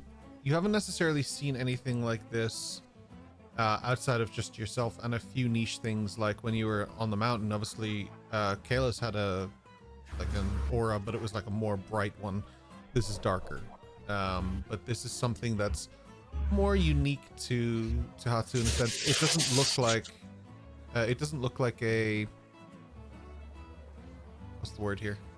It doesn't look as physical as yours is. Does that make sense? It looks more transparent and sort of I guess transparent. Yeah, it's like it's an actual aura, right? Yeah. Can I add something to that? Yeah, absolutely. Go ahead. Of course. As far as Westlin is attuned with nature, he would also recognize that it's not a harmful aura like a wolf that has the intention to kill would have. It's more like a peaceful aura in perception, if that makes sense. Yeah. It's not dark evil magic. It's just vibrating at a weird frequency or something. By looking at it, yeah. Or absorbing light, you never know. Or my eyesight's just finally going, and maybe that's what it is. Who knows? But if you've seen Micho Black, I have a feeling that Westland's looking at Hatsu like that lady who came into the hospital and thought that he was death, and just starts freaking out. Like I feel like Westland's like that he's come to get me. I knew it from the beginning. I mean, he did have something to say about that earlier. So you're saying that the thief steals cards to make new cards? I don't understand. They steal cards to get new cards to make you lose. I don't think that's correct. We play cards. Yeah, true. For some, that is part of the game. I agree. There's no need to play if you don't want to. Wesley. I'll put all my money on the table. Oh my god. Lissa scoops that up. How much is it? Oh, how much is it? It's 10 gold. Assuming that we're not paying for any food. I'll match that bet. Yeah, Lissa scoops that up too. Lissa leaves. No. Yeah. Dash, you ponying up. The high roller's table now, boy. I guess so. Someone's about to have a really good night. You can't put your code in because it's not worth that much. Well, if I win this money, then Gorbound will have money to live on for a while. It'd be good to give him something so he has no needs. Absolutely. It's very kind of you, Wesley. He's so All right, then. nice. Yeah, Do you think we can rob Gorbound later if he wins? I wouldn't. Yeah, probably. I guess we don't need that as an enemy. You're right. Place your bets, ladies and gentlemen. Does Eos hear that? Probably not. No, she's just whispering to Dash. It's not like a. It's just a little passive thing. It's not more a joke than anything. Let's go, shall we? See Dash marking money off there. Those of you who place the bets, you can feel free to mark them off. I'll tell you how much you win when it's over. All right. Just a second. Like, I don't want to spend gold in game, but I would bet some channel points if I get the opportunity. Who wins this? I don't know if you can Just bet saying. channel points. I don't think that's a thing.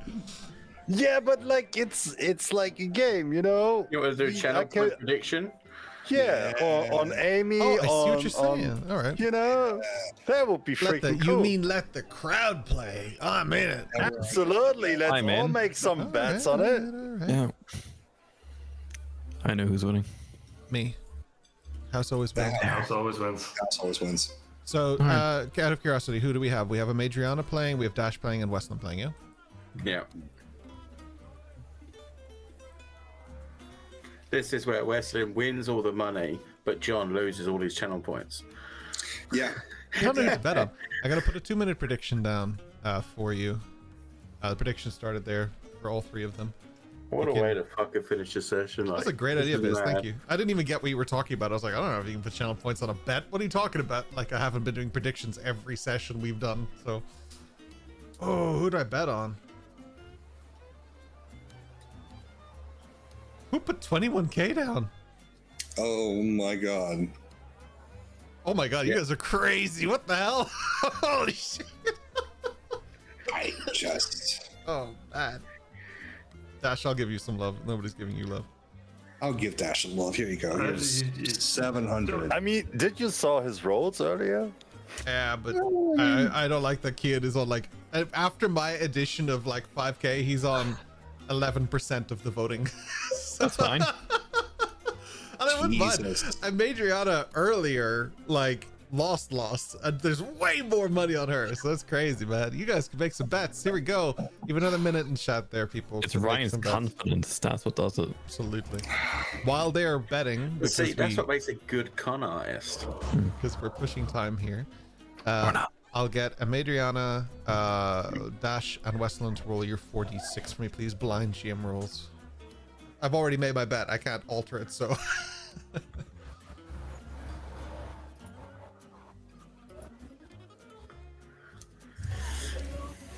Can we do the sleight of hand again if we want? If you want to, you absolutely can. I'll be what keeping do you an eye need? out on this. You'll be keeping an eye on it? All right, then you're going to be... I'm going to get you to make an active perception check, Westland, if you don't mind. Is anyone else watching this before we go? Well, Hatsu is definitely watching it to assess Amadriana if he gets her doing active it. perception then for me as well, and I'll combat it against your perceptions.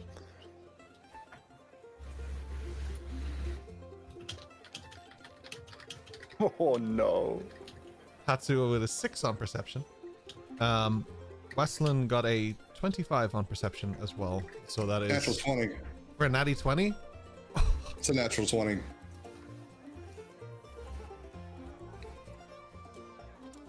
Oh, that's tough, man. I don't know what to do because someone else got a nat 20 on a sleight of hand. How do I do this?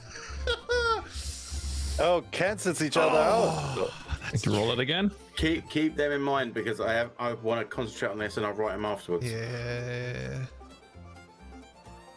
Well, I mean, there's only 3 people who did it, so you would know who did it. No, because it was perception, wasn't it? Oh, you were talking about sleight of hand. I thought you were talking about perception. Sorry. Sleight of hand versus Westland's perception. All right, I'm gonna do it, but I'm just gonna take the highest of the perceptions. I think I don't know what else to do. There's 2 successes there. I don't know how to cancel each other out there. I can make you guys roll again like that if you want. But Did my message come through to you? yeah. Okay. Did you just get a nat 20? No. Okay. Sorry. No, I'm just that good.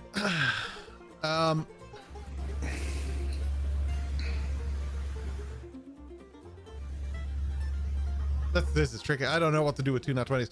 I'm gonna say that nat 20s count, but they kind of nullify each other. So Westland, you're aware of what's going on here because even though you got a nat 20, I don't know what to do there because I can make you guys roll again, but then that also creates the same problem.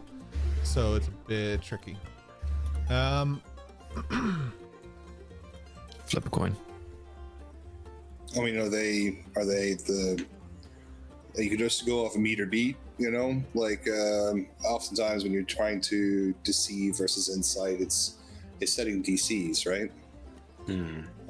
So if the sleight of hand is higher than the perception, there may be an inkling of it, but one of you is significantly higher.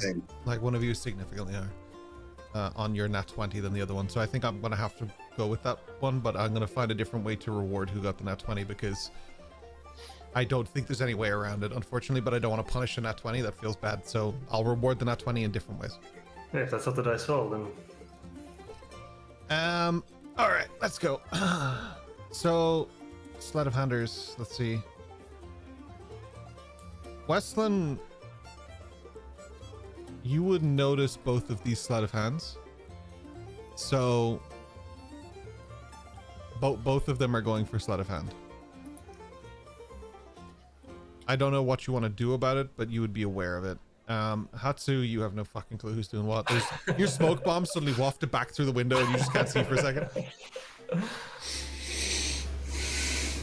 I look over at Hatsu.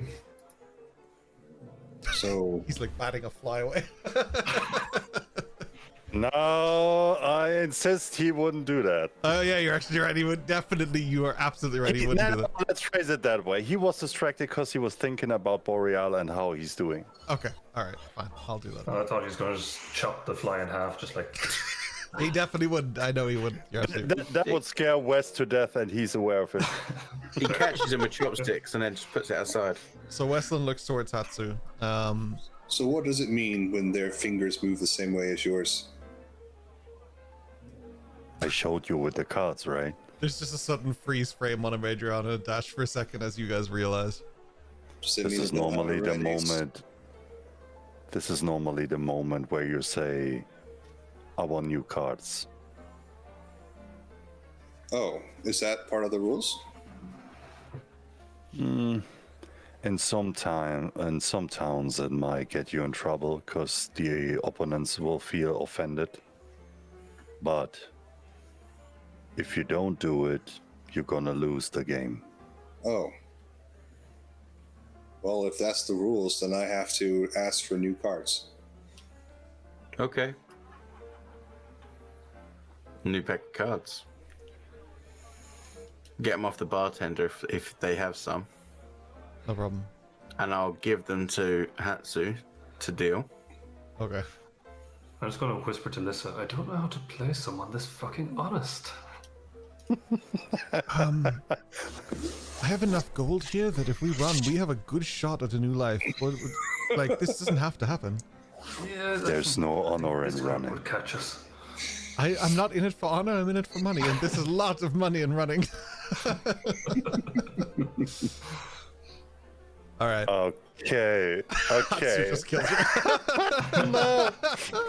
Alright, So, like, as if he would do a sword fight, he would, like, get his rope a little bit up over the shoulders, and he would bind it with like a balaclava cloth, whatever he has with him usually.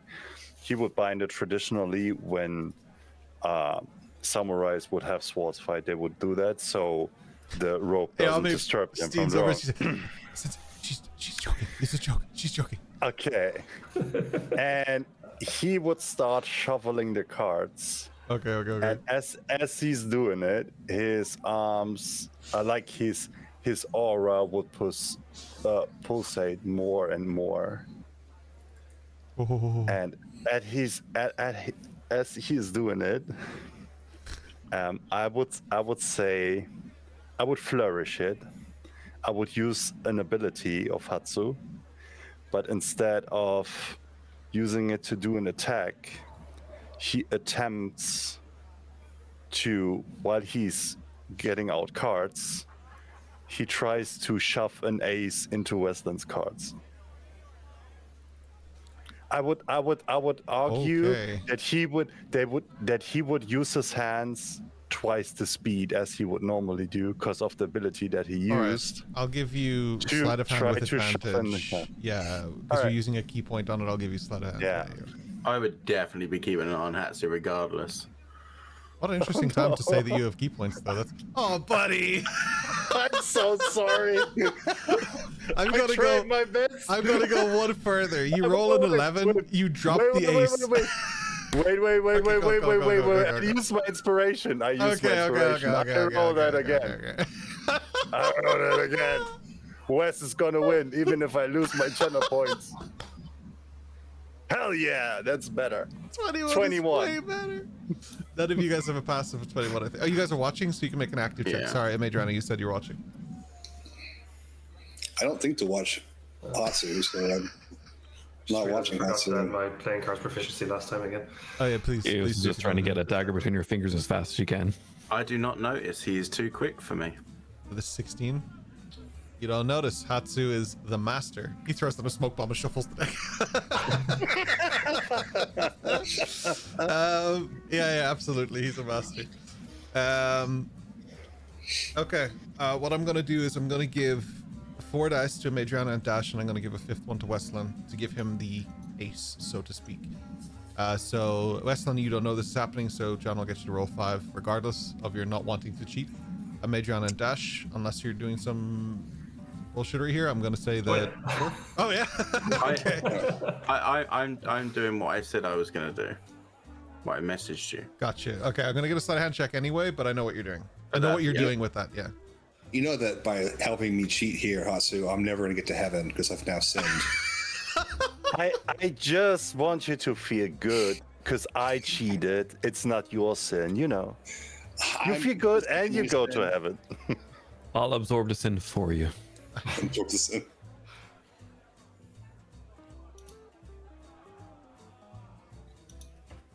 Okay. How the fuck do I do this? All right. I know I'm doing this. Oh. Okay. Okay, I know how I'm doing this, but this is like, you guys got some fucking cinematic rolls. Holy shit. All right, here we go. So. All right, so.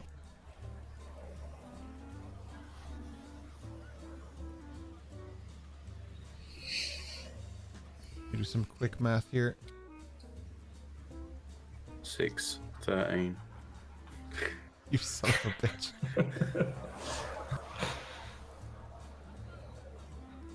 Oh my god, that is so, so fucked up. That is so fucked up.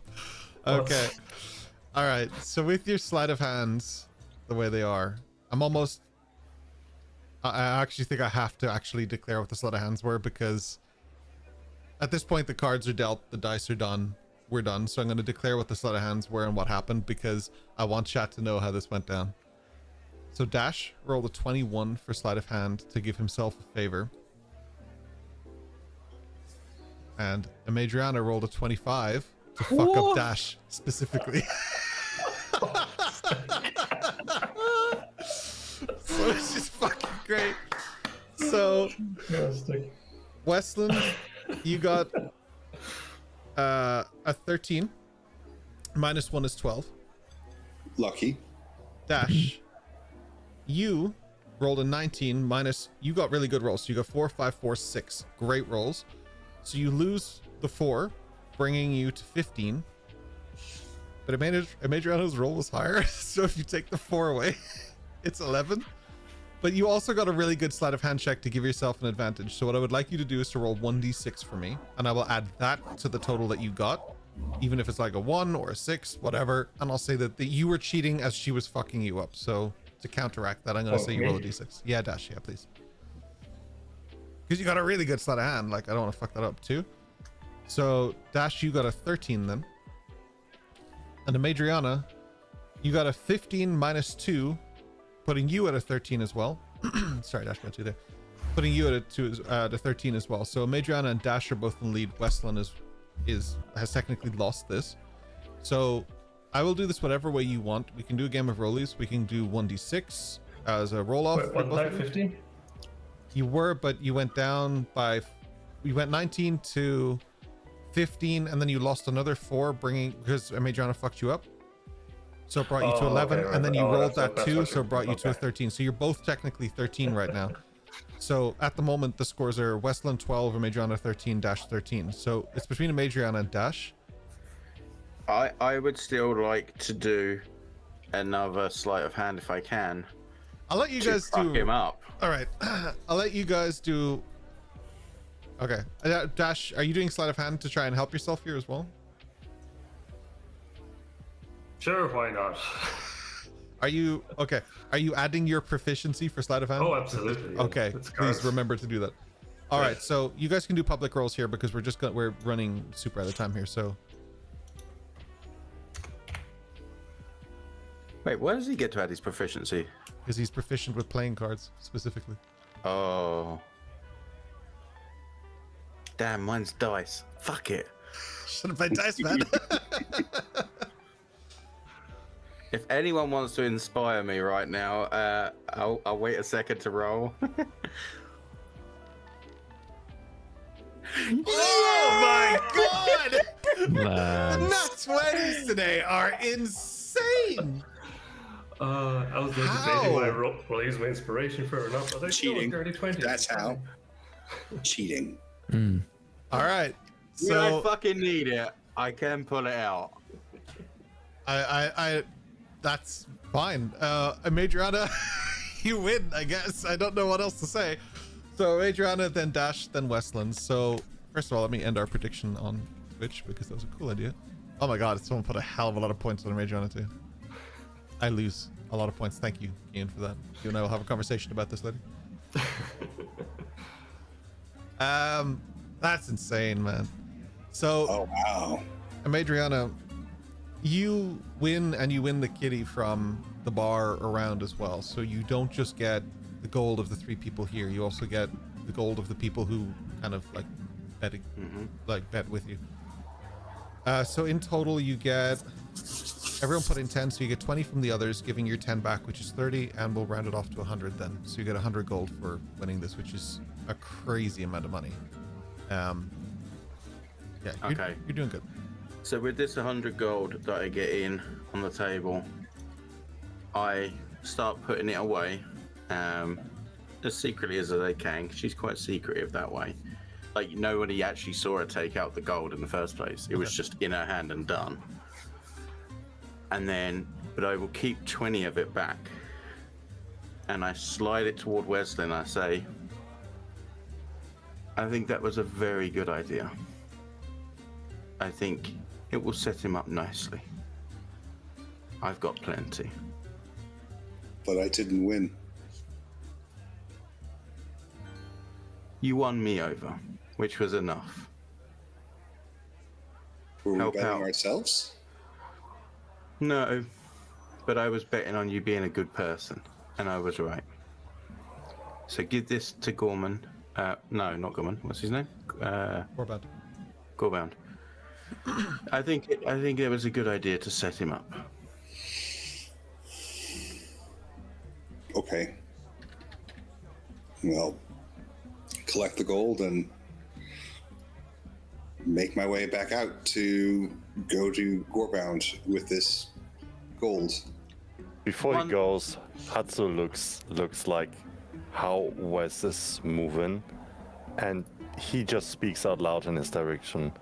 Well, sometimes you lose, and sometimes you just don't win. And he feels kind of ashamed that he couldn't help him as he would like to have. There is Isn't that the same thing?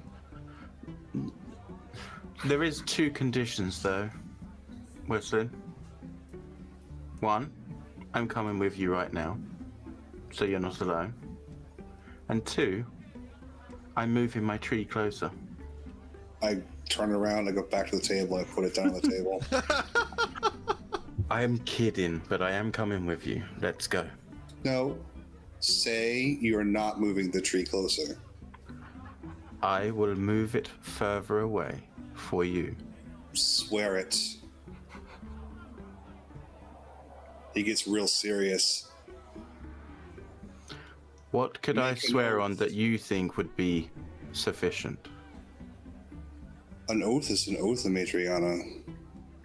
A broken oath brings those who kill those who break oaths.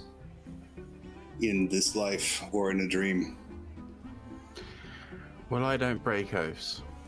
So I swear, on my name, I will have the tree moved back.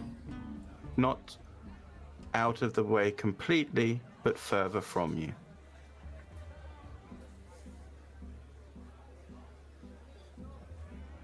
But you do have to invite me over for a cup of tea once or twice. That is not part of the agreement. But it could be a nice gesture on your part. This is not a condition that you can swear an oath to. It's a What will condition you I hope do? you will agree to as a gentleman. I am not a gentleman.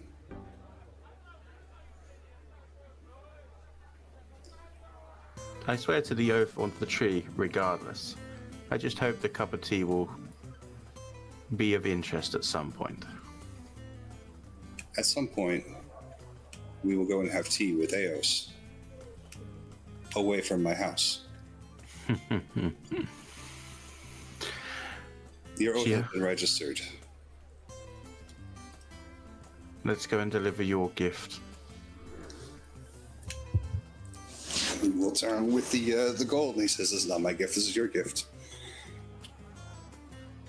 It's our on you. gift. Okay.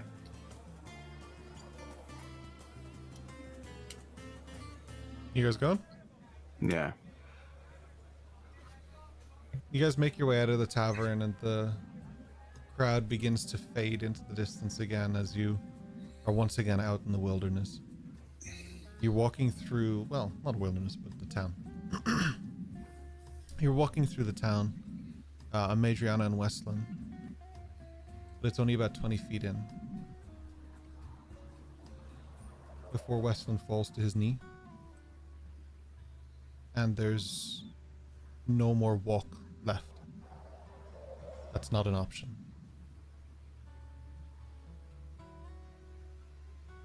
It happens pretty quick. Somebody calls for help. Dash, Eos, Hatsu, Lissa, and Ayami. You all come running out very quickly. As Chicken nudges Westland, trying to get any kind of movement from him. The snow falls, a soft blanket for a fallen friend. Is he unconscious? Very much. As much as it takes to struggle, she picks him up. I won't make a roll for it. You'll help? Is he breathing? Not at the moment. She'd also crack out the wings and cover it like an umbrella over him. I'll put my coat over him. And just kind of look around. Eos, is there anything you can do? I tell you what we're gonna do. We're gonna deliver his last gift. And I just start walking with him.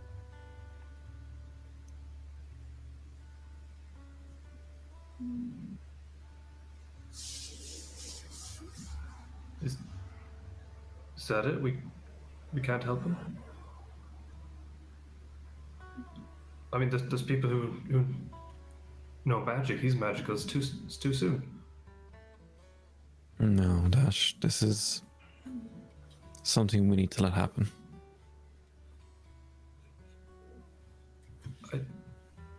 There are times to try and bring those back, but he's made his peace. There's always something you can do, Dash. He kind of folds his hands and he goes, Mother of light, creator of shadows, send us a bee for those who are in need. And he kind of repeats the mantra over and over while he's walking besides Madriana. Thought I'd have more Ayame time to get to know him. will repeat that with you. Eos will take off her left glove, place her palm against the forehead of Wes. She's going to cast a message to what she believes will be his next life. I'll whisper the message to you. Tag John on that as well. Yeah.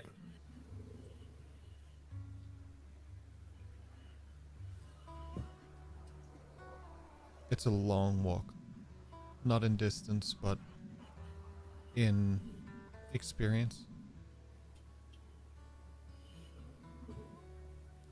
Westland lies limp with Dash and Madriana, covered and protected by the wings. Chicken is freaking out. Trying to sort of jump up and paw at him and stuff, and it's not doing anything as you guys try to walk. It's weird to be in a crowd with, especially with Dash and Lissa, and not a word being said. You make your way up towards Gorbound's house. What do you guys want to do? There's not much I can do. I'm holding Wesleyan, so. Atsu kind of looks at Madriana and he nods. And he knocks at the door, not super hard, but not gently, so he could hear it inside.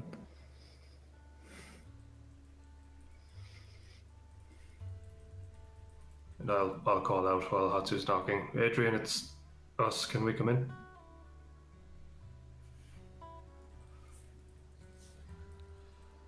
There's a sound of like furniture moving, but it's like louder than anything because it's his furniture.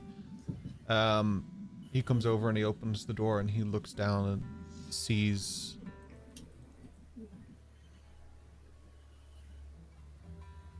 just everything. I don't know how to phrase it.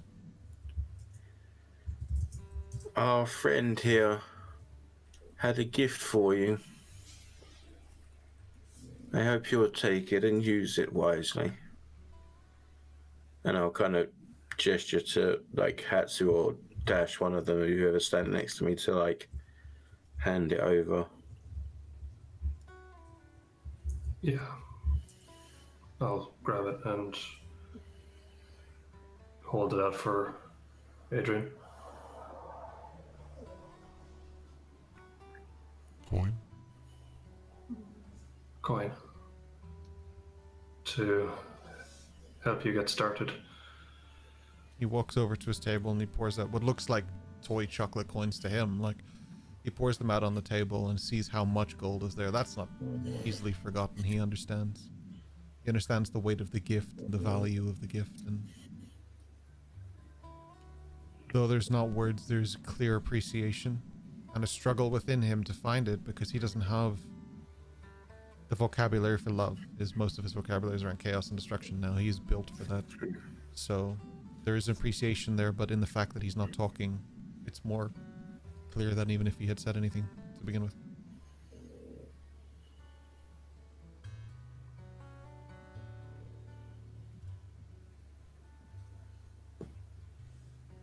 Okay, we better do this.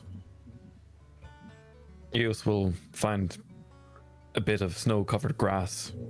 She'll use her hands to melt the snow above it and prepare a nice little patch that we can put them down.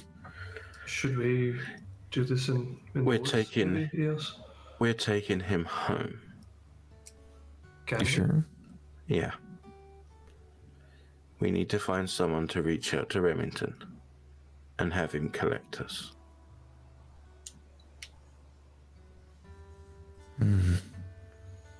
There must be someone in this town. And so above the table, I don't care how long it takes to walk round with him. I will doing find someone. Gotcha. Or someone that can send us back. Well, may I suggest that you just rest him here, and Ayama and we will do our best to be back as quick as possible and find someone to send a message. You can go on ahead. I'll bring him to the square. He nods, and he's looking over to Ayama, and they kind of Naruto run super sprint to the village.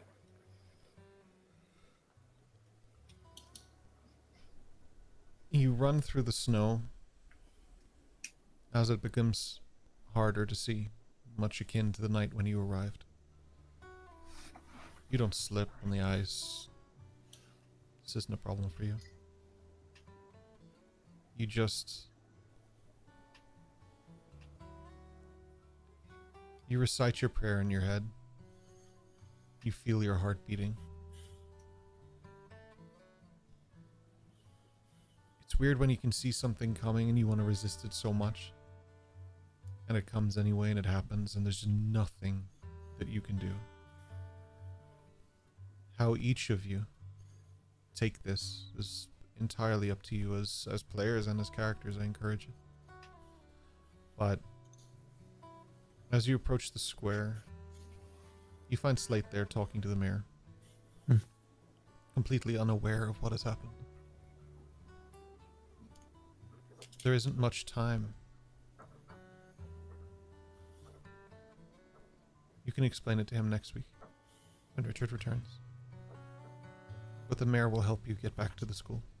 She'll find someone for you, and she heads into the tavern to go and get someone specific.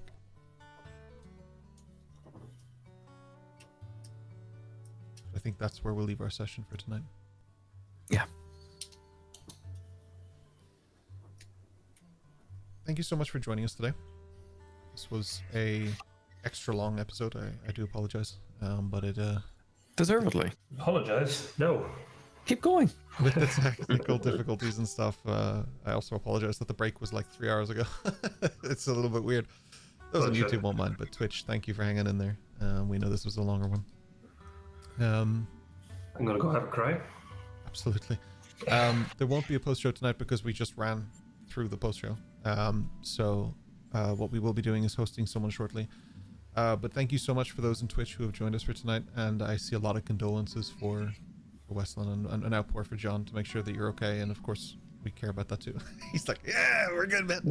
He's been waiting for this to fucking I have to say, for some weird reason, as a player, I have the vision in mind that Westland gets buried and they would just grow a tree and he come out of the tree again, something like A dryad. that. It's so weird, like it's Groot. I think Wesley's gonna get buried, and a day later his hand's gonna come back through the fucking ground. But there we We go. are Westland. Lasers to his nipples. Beep, beep, beep, beep, beep. Well, on that note, Confirmed. Wesley has laser nipples. yeah, this is a rare time I don't have to tell a different goodbye for everyone. Thank you so much for joining us on Twitch, on YouTube, on podcasts, on everything. We appreciate it. Thank you so much for the bits. Thank you so much for the donations, the subs, everything. You guys are nuts, and we've had a really, really good time with it tonight. Thank you so much. My fingers are sore from saying thank you in chat and everything. It's been a lot. You guys are awesome, and from the lull emote because you guys are funny as hell. I loved watching the whole debate as you guys were like, people were betting on everything and trying to do stuff. So thanks for that, Biz. That was dope. We'll be picking this up again next week. Same bat time, same bat channel, same orc time, same orc channel. Less tech issues. Less tech issues. Yeah, hopefully. fingers freaking crossed. Hopefully. And hopefully we'll have Richard back as well because we miss you, buddy. And you guys are still technically in Penzance, so he's just back just in time to leave, which is dope. Just in time for sadness. As is tradition. As a We tradition. gotta find them fucking pirates before we leave. Vampires. Sexy vampires. Yeah. Yes. And stay Star tuned Striker for Tuesday. character Gusto. Gusto. That's Yeah. it. Let me Would see. be nice for Richard to actually experience a location that he was built for, though. Right, absolutely, yeah. We're gonna host Tales of Initiative here. These guys Yeah. look good. They Just were before you posted go, on our store is under reconstruction at the moment. It will be back up pretty soon with things to Wait. purchase. went up for exactly 2 minutes and then just failed. So we're Yeah, there's setting a that specific back. item called Mage Armor. Watch out for it. There is a thing called Mage Armor. Thank you so And much. also for join us on Discord for the memes because they are there. Yeah, they were pretty Yeah. sad tonight. I'm sure they are. I'm sorry. Thank you so much for the bits there, Mandela Jane. Just saw that as well. For Wes's funeral. Oh my god. We got to get flowers. Oh don't- my god. And if you don't want to miss out on the coolest fucking character intros ever made, visit the Patreon. Oh wow, yeah. What a hype. These yeah. videos are fucking that's right. fire. We released Dash this week. I keep saying goodbye. I'm sorry. We released Dashes this week. We did Major Jonas next week, and we've got EOS. We had Major Jonas last week, and we're doing EOS next week. Monday at 4 p.m. on Patreon every week. They are being released, so feel free to join us. We really, really appreciate it. John, you and I will catch up this week about Gusto. what to do from here. Like, Gusto, new character Gusto. who's next? Yeah, Gusto. That's right. Yeah, Is it absolutely. Gusto? With the party. I'm excited to meet Gusto. I'm also curious about. We have to figure out if Chicken's going to stick around or not. But thank you guys so much for joining us. that was a lot of daggers stared at me right there. Holy shit. I'm gonna Wait, you stop this already button. told us that chicken staying with Slate, so that's it. Oh, that's right. You did set that up. In that case, I have to kill Slate too then. What? We're going to go over to our buddies here, Tales of Initiative. There we go. Oh, I love them. They're great. They're great. Yeah, they look like they're having a good time too. They're an hour in, so stick with What do them. we say when we raid? Multipass? Sadness. Sadness. Yeah, we just say sadness. Sad raid. Orc raid, that's what we say. And we use our super orc raid emote, which we have here. Those of you watching YouTube, Twitch, all of that, we appreciate you very much. Thank you so much for being here with us. We love you. Make sure you give some love to the boys on socials. Their names are here as the music lists. We're going to jump into the raid in a sec. Make sure they know we sent you.